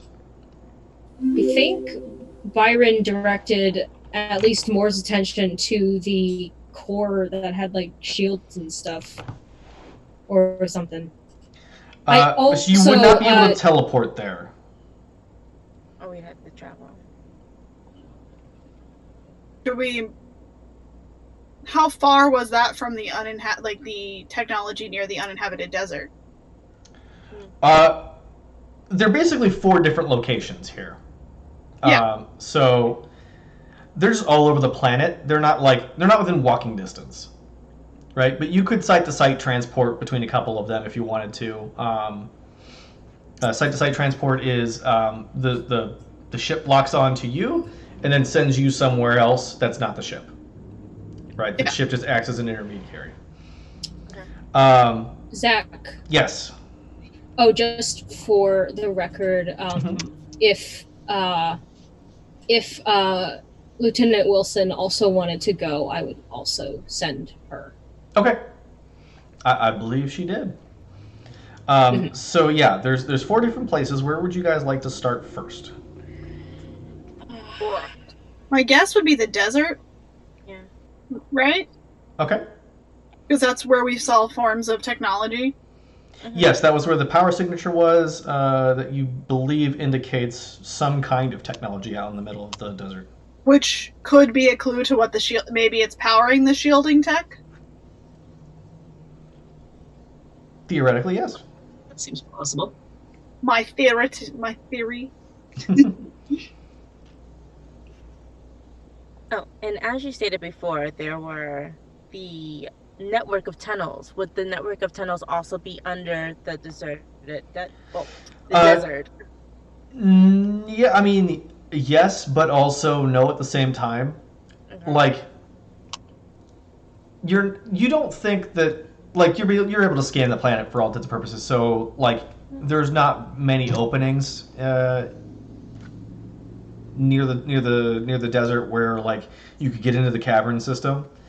But also, you probably wouldn't want to go poking around down in a planetary-wide, interconnected series of tunnels. Because You think. you would think, right? From the sensor scans, though, you could tell there was like a giant subterranean cavern. Like that was the thing that kind of set you off to that. And then the tunnels are just kind of connected to that. So we could start... Well, we can start in the desert and then possibly teleport over to one of those openings once we know more about the possible tech on the planet. Theoretically. Sounds good. That's up to y'all. Captain, you're being involved in this discussion still. Yeah. So Byron is going to You're the suggest... boss. Byron... Magier, I suggest that we explore the power signature in the desert first, and then possibly to one of the caverns to learn more about the shielding technology around the core. But this power signature may give us some answers. How far apart are the 2 of them? They are not completely close. We would need to teleport to the second location from the planet's surface. That we can do. I'm going to turn to the security officer and Ida, and I'll ask her, do you foresee any danger as of right now?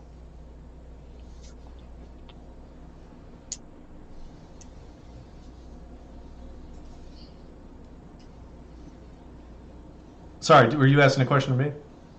Well, Yeah, Ida. I'm just asking Ida if she anticipates any danger or dangerous situations right off the bat. Captain, we should always anticipate dangerous situations when we are investigating a largely unexplored world and, frankly, weird sensor readings from said unexplored world. Just, shrugs at that. And I'm going to pause for a moment and just say, Byron, that sounds like an excellent plan. Thank you. I will remain here. I will be communicating with you throughout. Update me with anything interesting you find. And I will send them all to the transporter room. Yeah.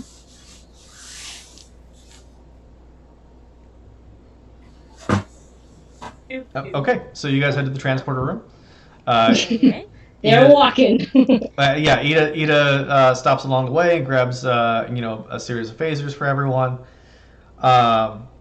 and you get to the teleporter room and you beam down without incident to the desert specifically. Let's see. So, Captain, as the away team dematerializes in front of you, I don't know if I guess you're maybe waving vigorously. Come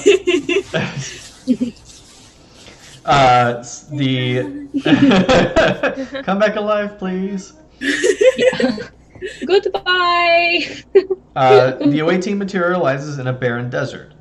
The whine of the transporter fades and is replaced by the roar of a harsh, burning wind. Cracked and sun-bleached rocks litter the otherwise flat surface of the desert, which extends to the horizon in all directions. Optera 4's 3 pale moons hover overhead in a cloudless sky. Roughly 50 meters away, you can see a tall tower bristling with electronic instruments. We should investigate the tower. Please. I have a tricorder. I can do the tricorder thing where we immediately get out and do the do-do-do-do-do. You do the do-do-do-do-do, and then you look up from your tricorder, and about 50 meters that way, you see a big-ass tower. Was it telling me anything more? Not really. You probably would have to get closer to the tower to figure out, to start fiddling with it and figure it out. Right. Byron is like, I want to. Okay, so as you get closer to the tower, off to its right, you see a what almost appears to be like a dome, like a big orange bubble of crackling energy, and then trapped inside is this large insectoid creature with 6 legs and glowing red eyes, set atop this kind of weird, almost mouth-like orifice with tentacles. That's surrounded by short tentacles. So like that. No, none of that. And you see that there is another creature like that, almost identical, that is circling the tower a short distance away. And it seems to be, thrashing into it. Into the sphere? Into the tower. Into the tower. Mm-hmm. Do we have we seen anything like this before? No.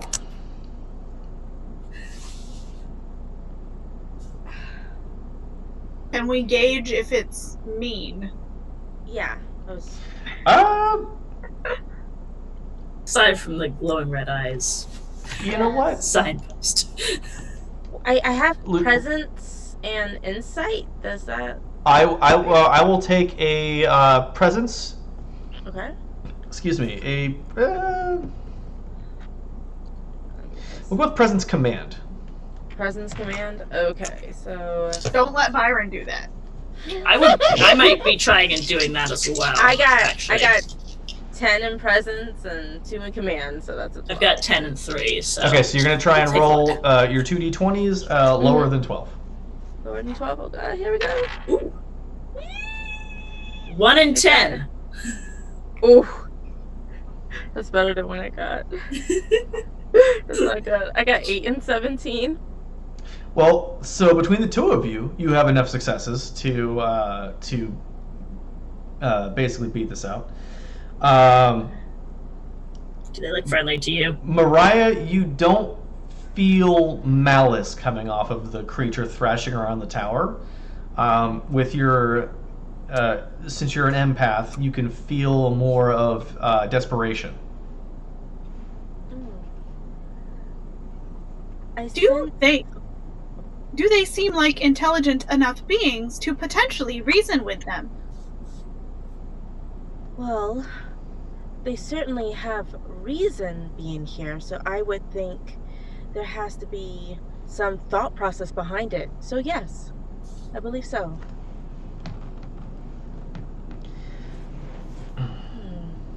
Well, we should proceed, but with caution.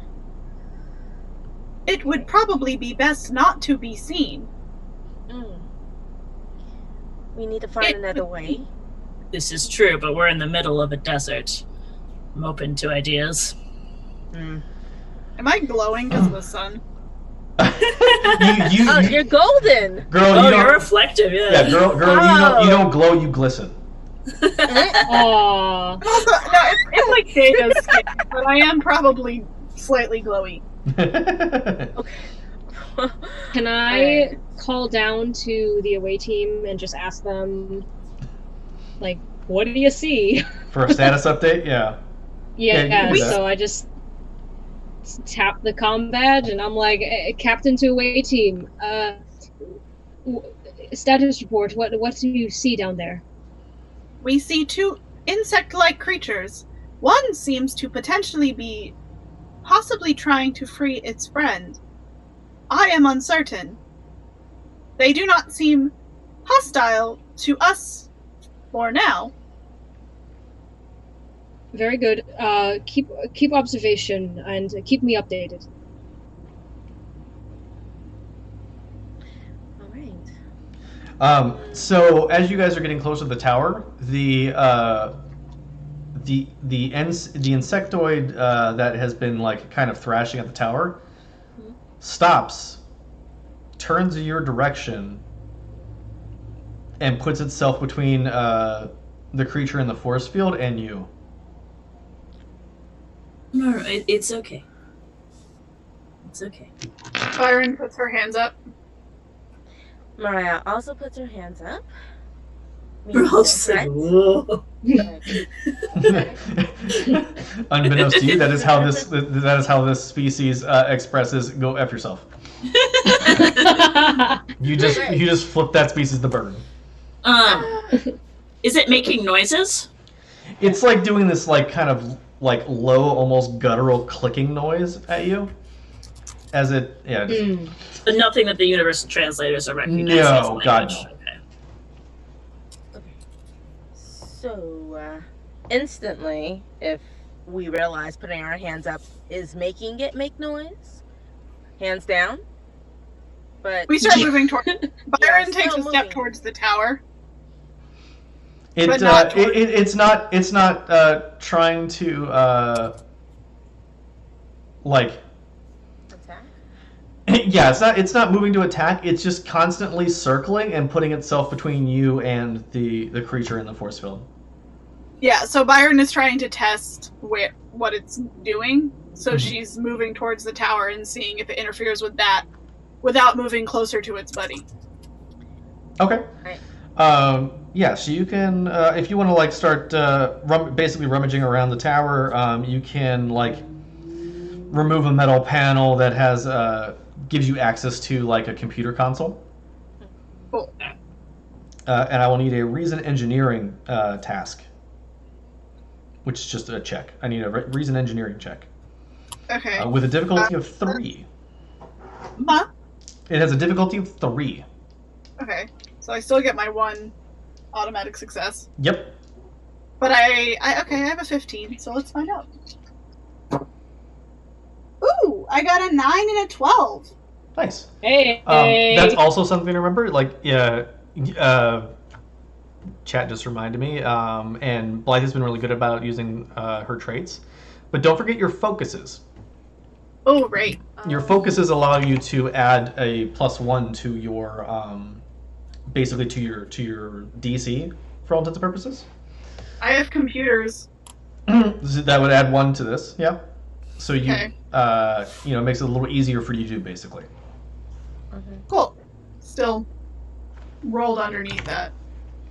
Okay, so you are able to kind of decipher enough of the alien technology, and it takes you a little bit, but you're able to disable the force fields. And as you do, the creatures begin to emit a series of like brilliant colored lights from their like mouth orifices. Light, light, light. Can I recognize that it looks like maybe they're communicating? Yes, you can recognize that. So these lights, and you would see this because your eyes are all androidy. But the lights take the form of like circular bands of pulsing radiation. Tetrion radiation, and I'm gonna Is it the You're Tetrion? gonna tricorder that bad boy. yeah, Sarah's ready to go with the tricorder. Just dude. I mean, we transported down. I realized, oh wait, I can. I'm slightly behind both of you. That's Sarah the player being hyped, not just Kaya. So you know without any manner of check that this energy signature is an exact match to what you were picking up from the ship sensors. Okay. So this is... And you are aware that these two are talking at each other with the same call and response patterns that you were picking up aboard the Perseverance as well. I'll let the others know this. Okay. Yes, I have got a holster. Okay. So to y'all on the ground, y'all have kind of like sussed out that these creatures might actually be intelligent, and that they use Tetrion radiation to communicate. Fascinating.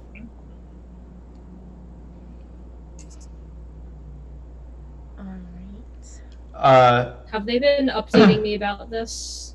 I imagine they've been checking in with you. Yeah. Yeah, Okay, Dr. Renell cool. to Captain. They appear to be using. There's creatures down here. They appear to be using Tetrion particles to communicate.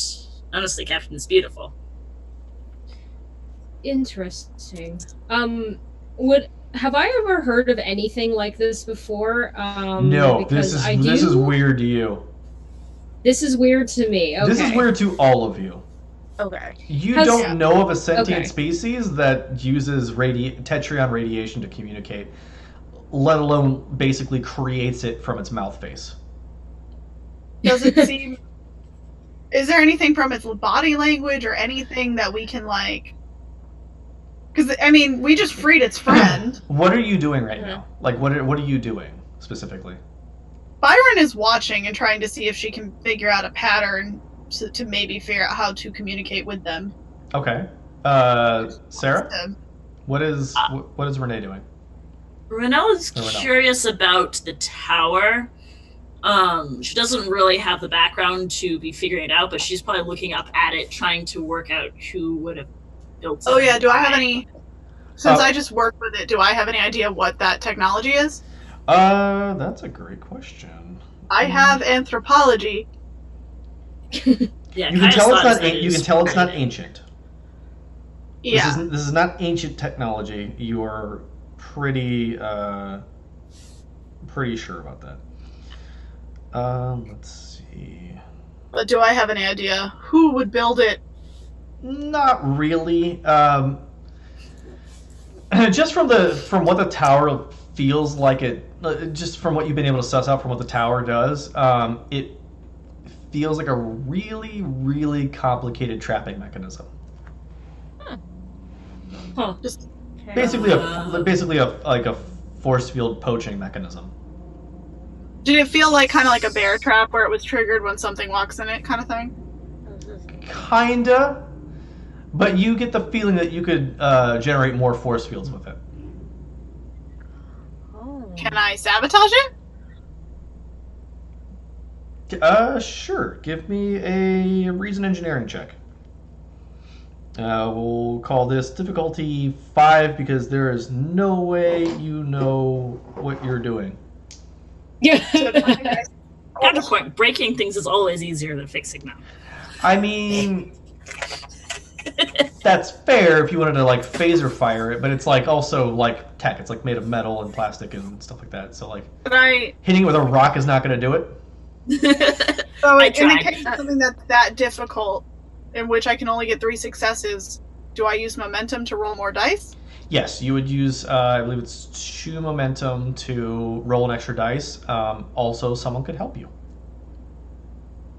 I turn to them and say, "This seems like a trapping device, and it seems quite cruel.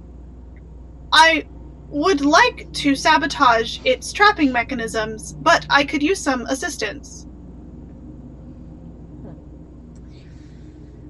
Should have paid better attention in engineering classes. And don't forget to add your computer focus. Could Ida... Yeah, I can also... Yeah.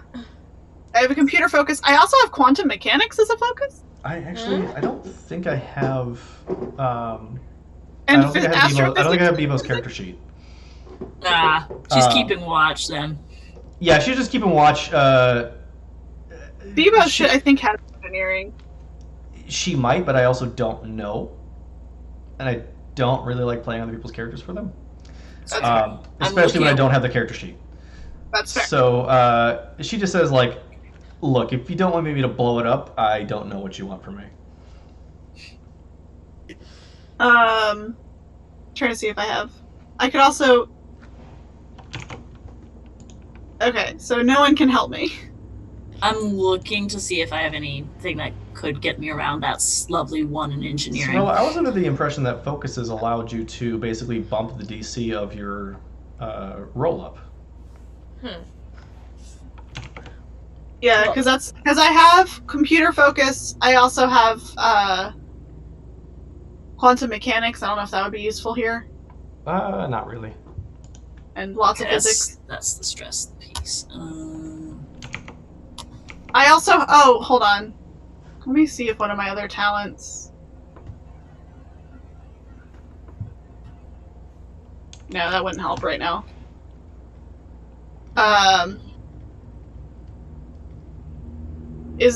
Should I leave it alone? We'll run with that rule right there. The computer focus lets you have 2 successes per success. We'll go with that. Okay. So you automatically have 2 because reason, your reason nonsense lets you have 1 for free. So you've got 2 successes already on a DC 5. Okay, well, I rolled a 2 and 11, which is lower than my... Right, and you just need to. Oh, right. So yeah, so any success you have is, yeah. So you have 6. No, yes, 6 successes. Yep. First rolls below discipline. Oh, I see. I messed those 2 up. So you have 6 successes on a DC 5, meaning you can bank 1 momentum if you want, or use that to your advantage some way. I will bank that momentum. So we have 3 momentum now. Okay. So yeah, you're able to shut down basically the tower altogether, and you're able to basically like fry it out to the point where it's not it's not going to be used anymore.